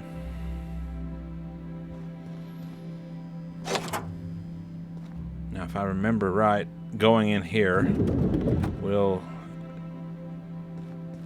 Excuse me, just a moment. Yep, there we go. Yes? I beg your pardon, Minister Clark's former office is currently closed to solicitors. Oh, I won't be long.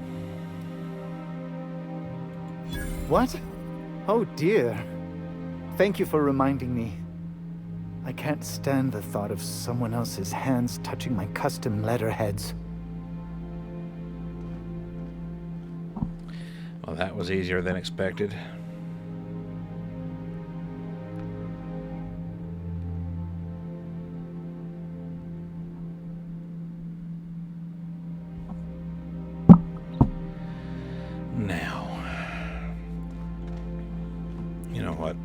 On the safe side.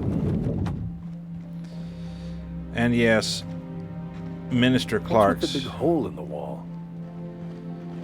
Office, basically the chairman was having it knocked into an extension on his office. Which, yes, this is Chairman Rockwell's office. With its splendiferous view of the city below. That door right there does not work.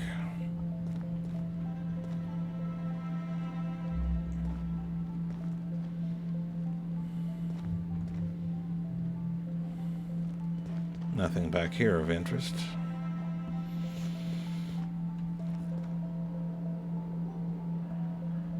You know what? I am going to nick the broken snow globe.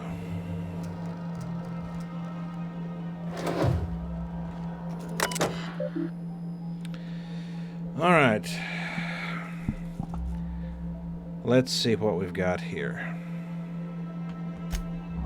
Chairman, the rough cut of the presentation is prepped to play. The PR department has a lot of work to do, but we've covered the basics.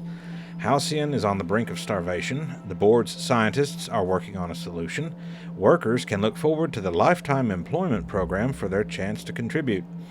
You'll see the current version when you print your keycard for the Ministry of Accuracy and Morale, and yes, before you ask, the dimethyl sulfoxide has been delivered there.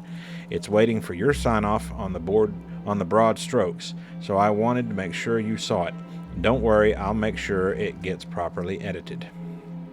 Let's print a Ministry keycard.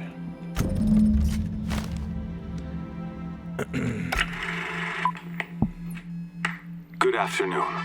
I'm Chairman Rockwell, and I'm here to address a serious issue facing us. As you all know, our colony has been successful beyond our wildest dreams. Unfortunately, we've recently discovered that our food supply will not be able to sustain Halcyon's population in the long term. Everyone will die. Everyone will slowly stop living from malnutrition. But we're doing it together, and that's what matters. I fucking swear, if someone doesn't give me something to read that will placate the masses soon, all of you will find yourselves violently unemployed. But I can assure you there's nothing to fear. We've got a solution. It's called the Lifetime Employment Program. We will freeze most of the colony to preserve resources, while the best and brightest of Byzantium continue living in prosperity. Look, you idiots! How many times do I have to tell you we can't say shit like that? Fire whoever wrote this! While Halcyon's brightest minds solve the problem of our nutritional shortage, the rest of the colony will be placed in suspended animation.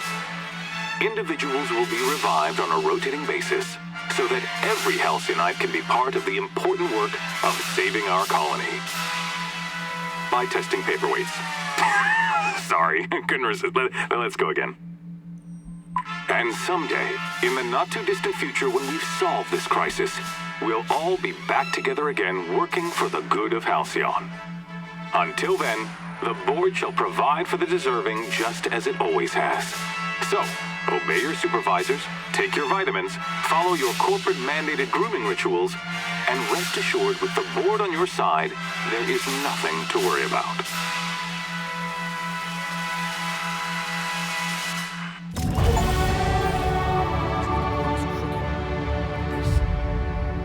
This is just evil.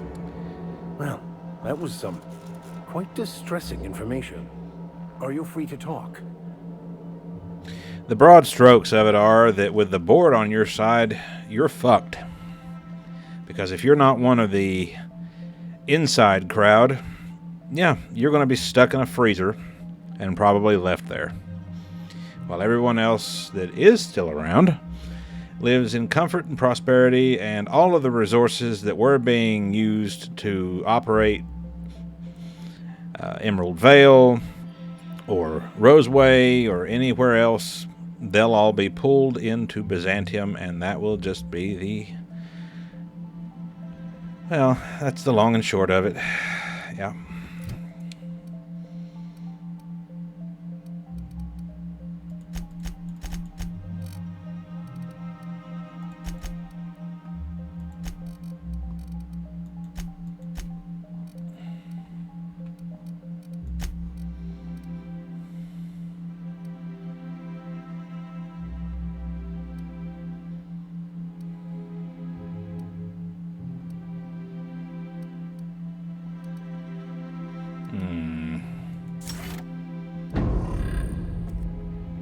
What's up, Max? If I still believed in the grand plan, a revelation like this would have seriously shaken my faith. Knowing you, I can only assume you have already begun formulating a plan to deal with this. So tell me, what are we going to do?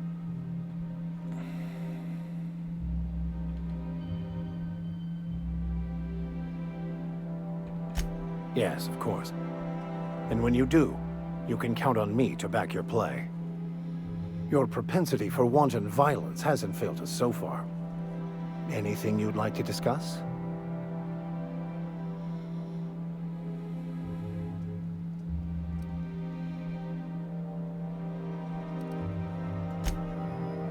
I don't want to ask him any intensely personal questions.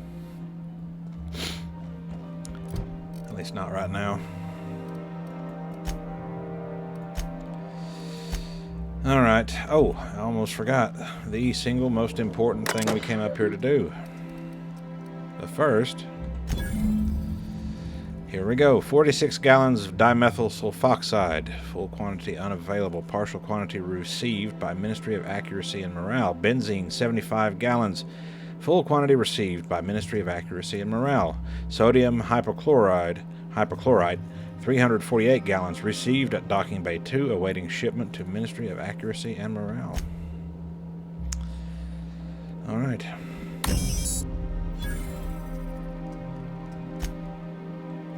Let's have a look at the chairman's personal files while we're at it. Subject, what's taking so long? Percival, how long does it take to clear out an abandoned office? Toss Clark's belongings into the streets of Byzantium for all I care. He's not using them. Just get my office expansion done before I return. I'm tired of staring at that hole in the wall. And for law's sake, do something about that doom and gloom presentation. We have the brightest minds in Halcyon working in our public relations department, and they make this announcement sound like a damned funeral elegy. Well, it is for the vast majority of the colony, if we're telling the plain truth. We need something bright and cheerful. We need something we can sell. CR. Subject, masseuse. Percival, reschedule my regular Wednesday massage. I have urgent matters to attend to off-site. CR. Subject, food reserves. Chairman, I've made inquiries and can confirm that we have plenty of food, real food, stored away from our inter-colony trade. The nutritional profile of food produced within Halcyon has continued to decline. Soon, people are going to start feeling hungry no matter how much they eat. Unfortunately, it's gotten too expensive to continue buying from even the closest colonies, but what we have will sustain Byzantium and a minimal workforce for the foreseeable future. Sophia. Now, Sophia, you'll see that name more and more frequently, is Sophia Akande. She's the adjutant. She's basically the number 2 or 3, depending on how you look at it, person in the colonies, officially, though she's more than that, really, once you get to know a little bit more about her, but that will come later. Subject, the other corporations. Chairman, the heads of the other 9 corporations are up in arms about their shares again. As head of UDL, you can overrule them easily, but I thought you should know they're at it again. Percival. Okay. Well, that's done. We've tended to everything we came here to do. So now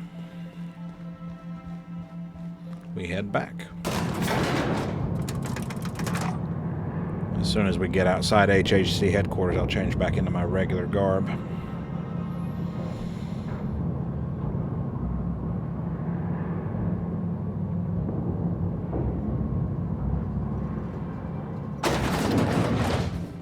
Wait a minute, what's this about? Ah, okay, I see it now.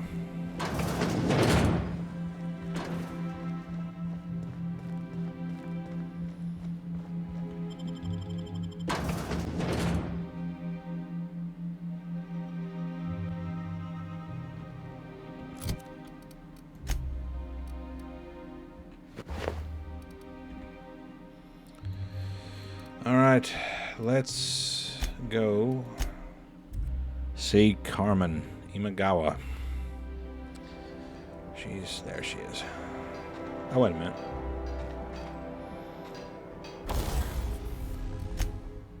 Okay, nothing needs repairing, so we're good. What is it? I'm trying to keep a low profile. Are you crazy? The only thing more suicidal would be walking in the front door. Hey, it's your neck. I can get you packed away, but it won't be a pleasant journey. Get ready to take a deep breath and hold it. Mostly. Follow me, and play it cool. Of all the hull-headed ideas we've had, this one ranks somewhere in the middle. Shut up, Felix. We're doing this for the cause.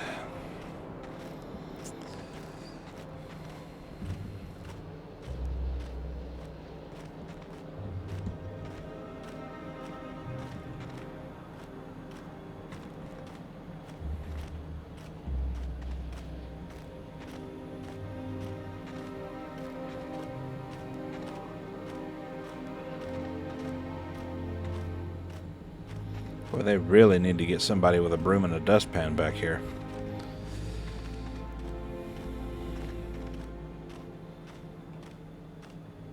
Here we are. I hope you like tight spaces.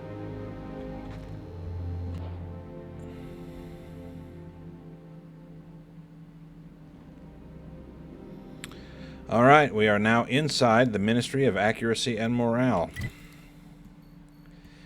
Our destination is right over there in the top left corner. But to get there,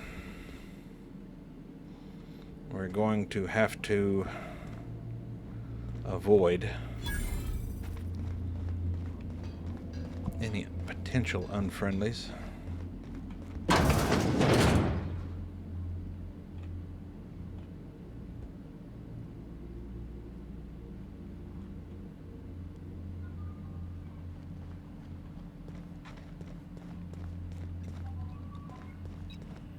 What's this I hear about you ordering more tests performed with sample 4157?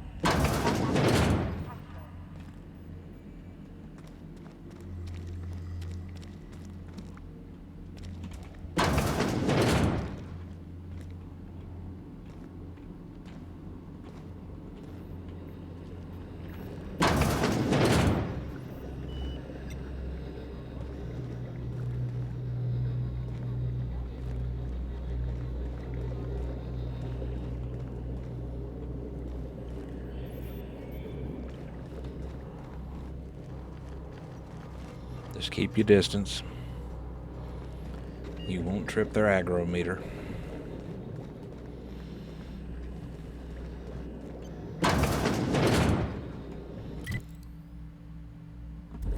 Let's see here. Is this the wrong door?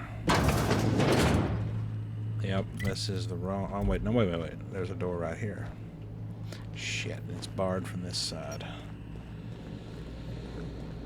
Alright, let me try to remind myself. Okay, that's a scientist.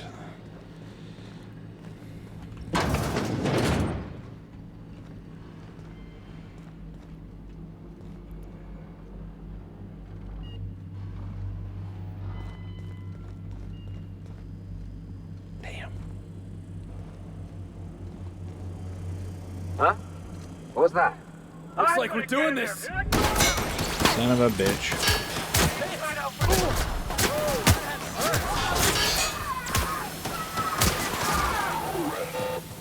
Didn't want to have to do that, but... Everyone all right? You know what? At this point, I rightly don't care. What? Thought I saw something. All right, let's dance. Don't mess with us.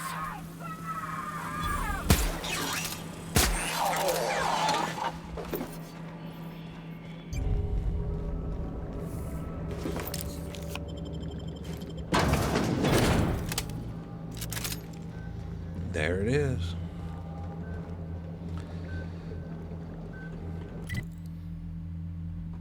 Let's see if we can get down from up here. Here's the barred door. Let's go ahead and unlock it.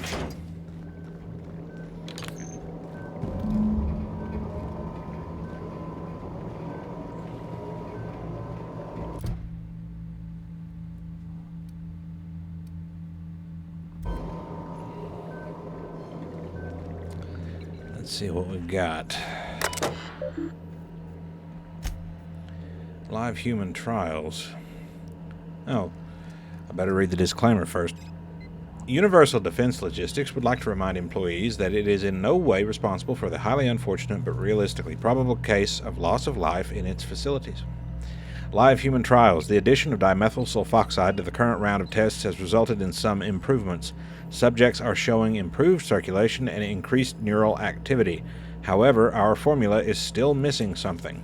We are still unable to fully revive subjects from long-term hibernation, and removing their supply of dimethyl sulfoxide results in their rather excruciating death. The problem is compounded when we consider reviving and freezing subjects multiple times over their lives.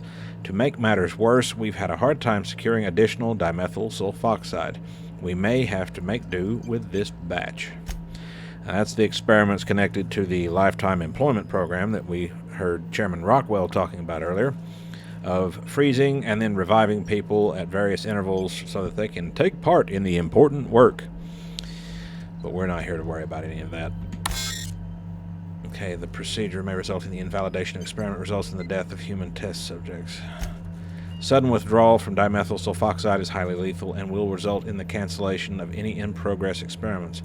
Experimental integrity and test subject vitality can be maintained by leaving a 73.629% dimethyl sulfoxide concentration in circulation. Experiment authorization. Yep, there it is. Rockwell Charles. Or, I'm sorry, we have to do this the appropriate way. Rockwell, Charles. Project Lifetime Employment Program. Objective: to repeatedly revive human subjects from extended hibernation without causing the death of the human subject and the loss of associated productivity. Results inconclusive. Prognosis cautiously optimistic.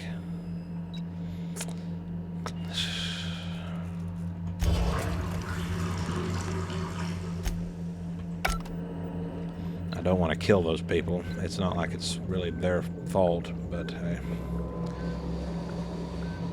It is what it is. Oh, wait a minute. My stupid ass is going to walk off and forget the canister.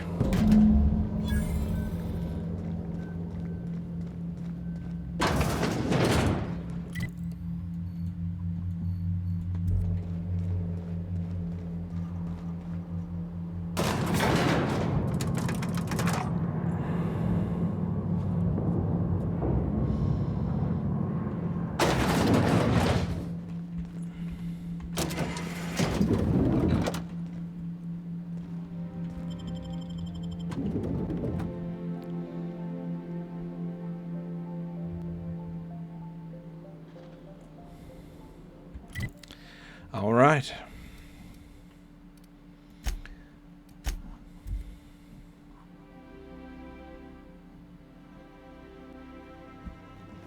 Captain, Felix and the Vicar are arguing again. Why does that not surprise me? Let's talk to Parvati. Okay, Captain, she's gone. She's been gone for a while, love. Did it go well? I'm near about vibrating. I'm so excited. So she got here, and, well, she sneezed. She said, "Wow, new soap?" And I was like, "Yeah, rosish." Turns out it tickled her nose. Oops. And then she just sort of touched my arm real gentle-like and called the cut of my outfit elegant. I couldn't hear the rest on account of my heart was beating so hard. Then I led her into the kitchen. I think she about cried when she saw the spread.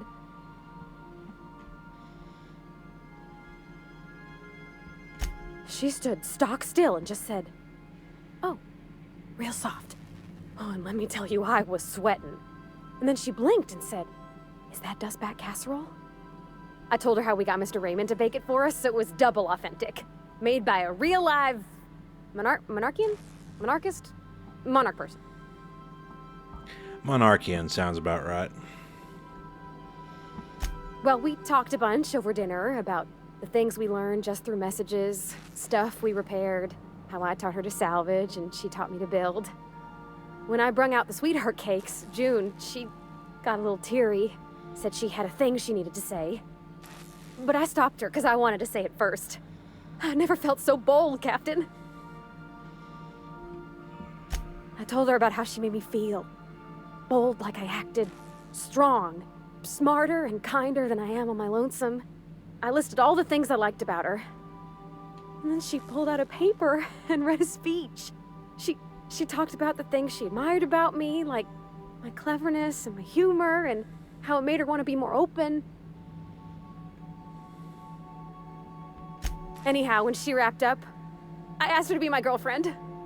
And Captain, she said yes! No. And then she sneezed again, on account of the flowery soap.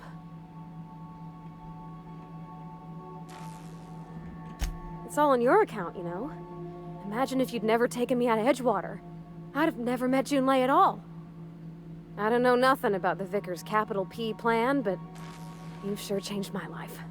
So, if you don't mind, I'm just gonna head to my cabin and happy scream into my pillow for like an hour. You do that, love.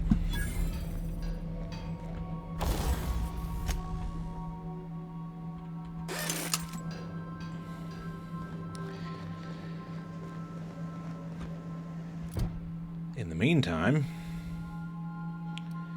we are going to go and see... Good If Lord. you don't mind my saying, Captain, Minister Clark is...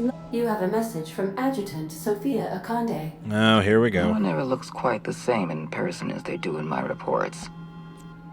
And my reports of you have been exceptionally thorough. You've had quite a career.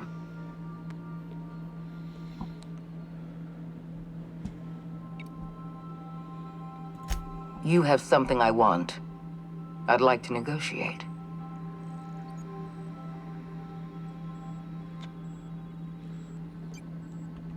Phineas Wells is wanted by the board. I want to convince you to turn him in to us. All right. Convince me. Wells is a dangerous madman. His plan is going to endanger everyone in Halcyon. He's an obsessive psychopath. And he's using you. You're in contact with Wells. I want you to send us a tracing signal from his communication terminal. You want me to sell him out?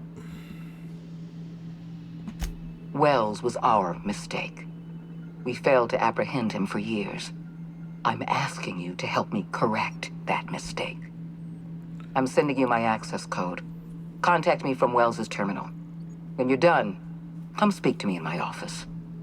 Adjutant Akande's call has been terminated. Will there be anything else, Captain? Be perfectly honest. When Akande called Phineas the board's mistake. Now arriving at Phineas's top secret orbital lab. And wanted our help in correcting it. When you consider how badly the board has fucked up Halcyon over the years, I've been thinking. I'd say they should live with their mistake. I'm not going to solve it for them. If we wanted the board's attention, we got options. Piracy, vandalism, maybe some light arson. We want to put some fear in the board, right? Get them scared of us. The board's got plenty of reason to fear us. I want to believe you, but the adjutant didn't seem too scared of us. You just got an audience with Sophia Akande. That's the adjutant to the chairman? You sure we should be trusting her? I don't trust her. If you think she's using us, why'd you give her the time of day?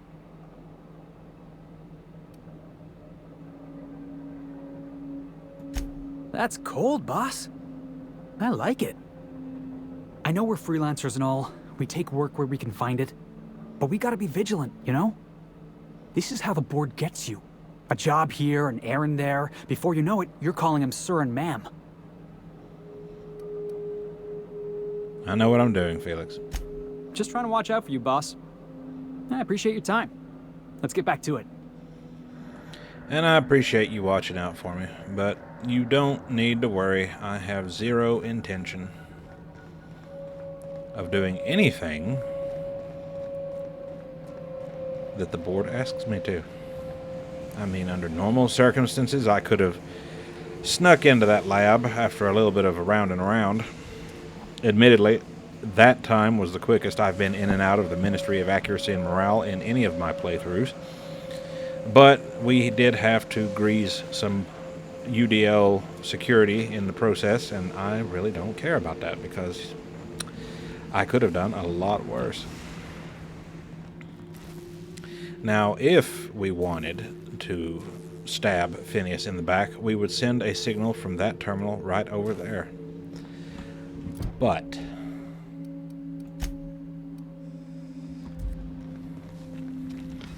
I've kept myself busy in your absence, optimized my formula. I'm now confident I can revive the remaining colonists. All I need now is the dimethyl sulfoxide. I'll take as much as you can give me.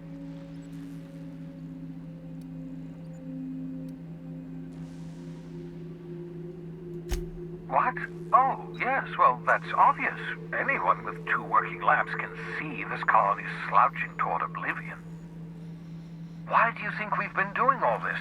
I revived you to help me save Halcyon from annihilation.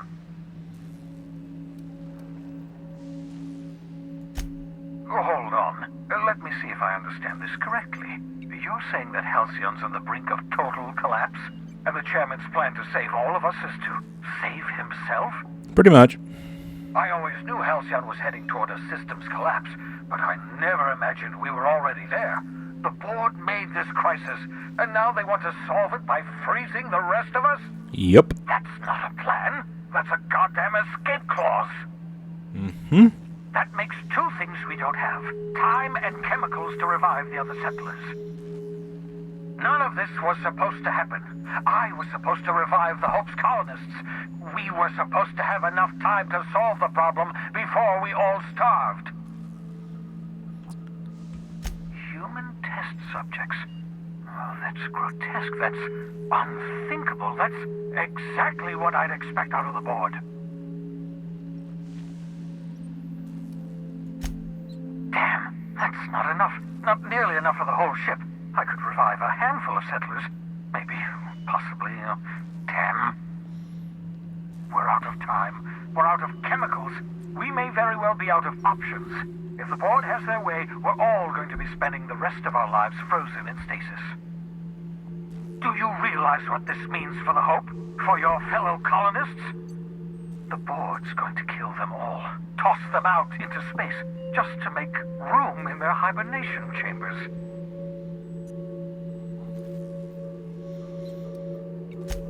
Short of lining up every member of the board and shooting them in the back of the head. That could be arranged. Do you know what's waiting for us on the Hope? Scientists, engineers, artists, the brightest minds Earth ever sent us, uncorrupted by the board. The board's going to dispose of them all and transform the Hope into a prison for the rest of us.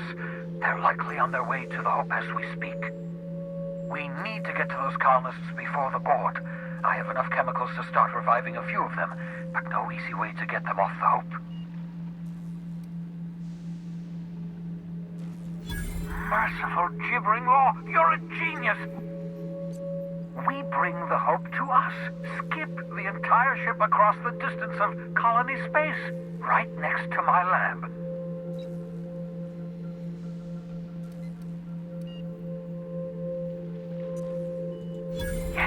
Yes, exactly. You're a step ahead of me, but I perceive the shape of your plan.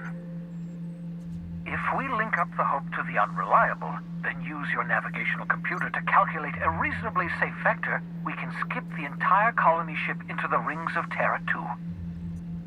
And that's going to work, without killing us in the process.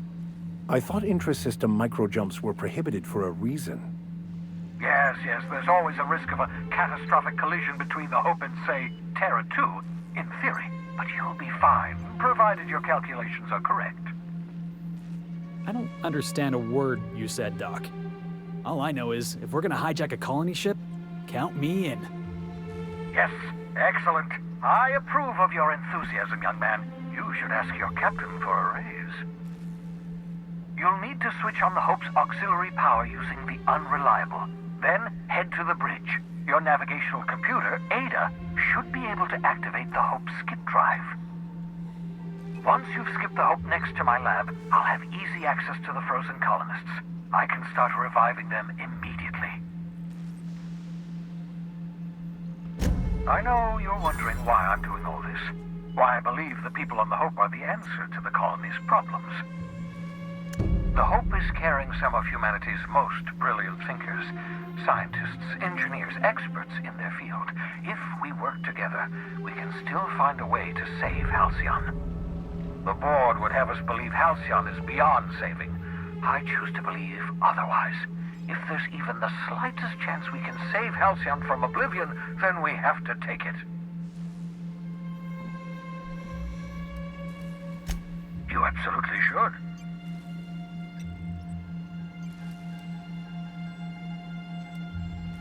Oh, I see where this is going. The adjutant must have sent you some kind of tracking code. If you don't use the code, she'll suspect you betrayed her. I think you should use the code and send a corrupted tracking signal. Oh. That should buy me some time. The enemy is bound to discover my hideout sooner or later. I'm prepared for that eventuality. This is just my way of buying myself a little time. Use my communications terminal to corrupt the tracking signal. While the board busies themselves trying to decipher it, I'll have plenty of time to prepare my defenses.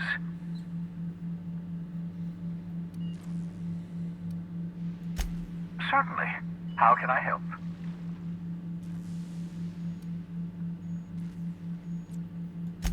It wouldn't surprise me. When I pulled you out of the Hope, the board nearly intercepted me. I expect they stepped up security since my little act of larceny.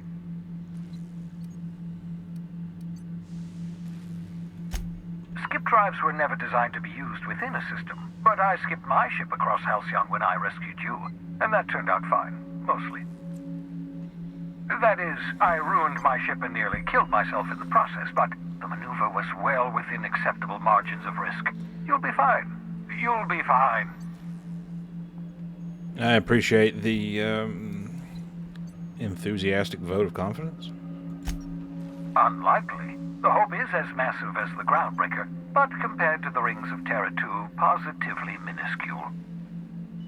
The board might notice, possibly, depending on the position of their heads relative to the depth of their collective posteriors. All right. Well, then,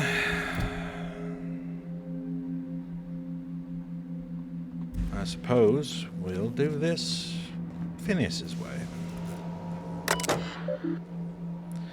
Now, you can send a normal tracking signal, which the board will have zero trouble following back here, or you can send the corrupted signal, as Phineas asks, to give him some time to prepare.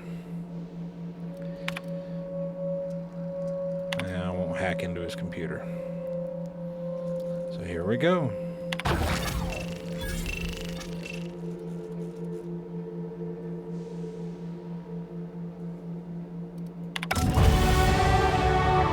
All right then.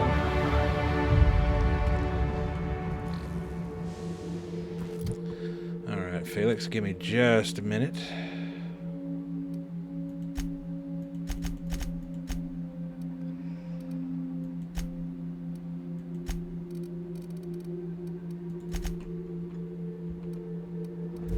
What's up, Mr. Millstone? You know, they're gonna make a serial about our adventures one day. I've been trying to think of a good title for this episode. I like the sound of The Skip Job. No, wait, I got it. Hope in Dark Times. Get it? Hope? Like the ship. That's what folks in the business call wordplay. I'll take your word for it, Felix. Yeah, I've been thinking about that. Got a list right here. Thrilling tales of the unreliable. Or maybe spine-chilling stories from the edge of the system. Was also considering astounding adventures in the ether. I'm partial to that last one. You know, I think I like that one too. Yeah, Felix's adventures in shutting up and doing as he's told. Yeah, we got a job to do. We're hijacking a lost colony ship and slamming it right into the Rings of Terra 2. Stealing the Hope from the board, skipping it across the whole damn system. This is gonna be great. I can't wait. Enough to boost my pay? I'm just kidding, boss. I know you don't pay me. I'm sure you've got plans to make. As for me, I gotta keep practicing my signature dropkick. The Hope might have cameras. Well,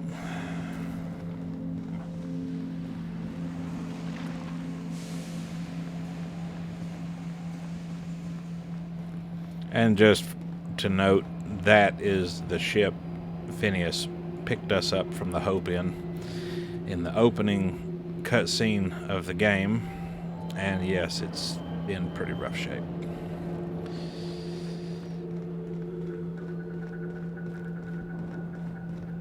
He made it, but only just by the skin of his proverbial teeth.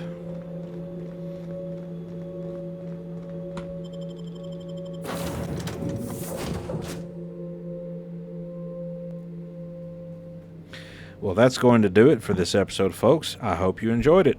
If you did, like, comment, and subscribe. And as always, I will see you in our next episode. Cheers.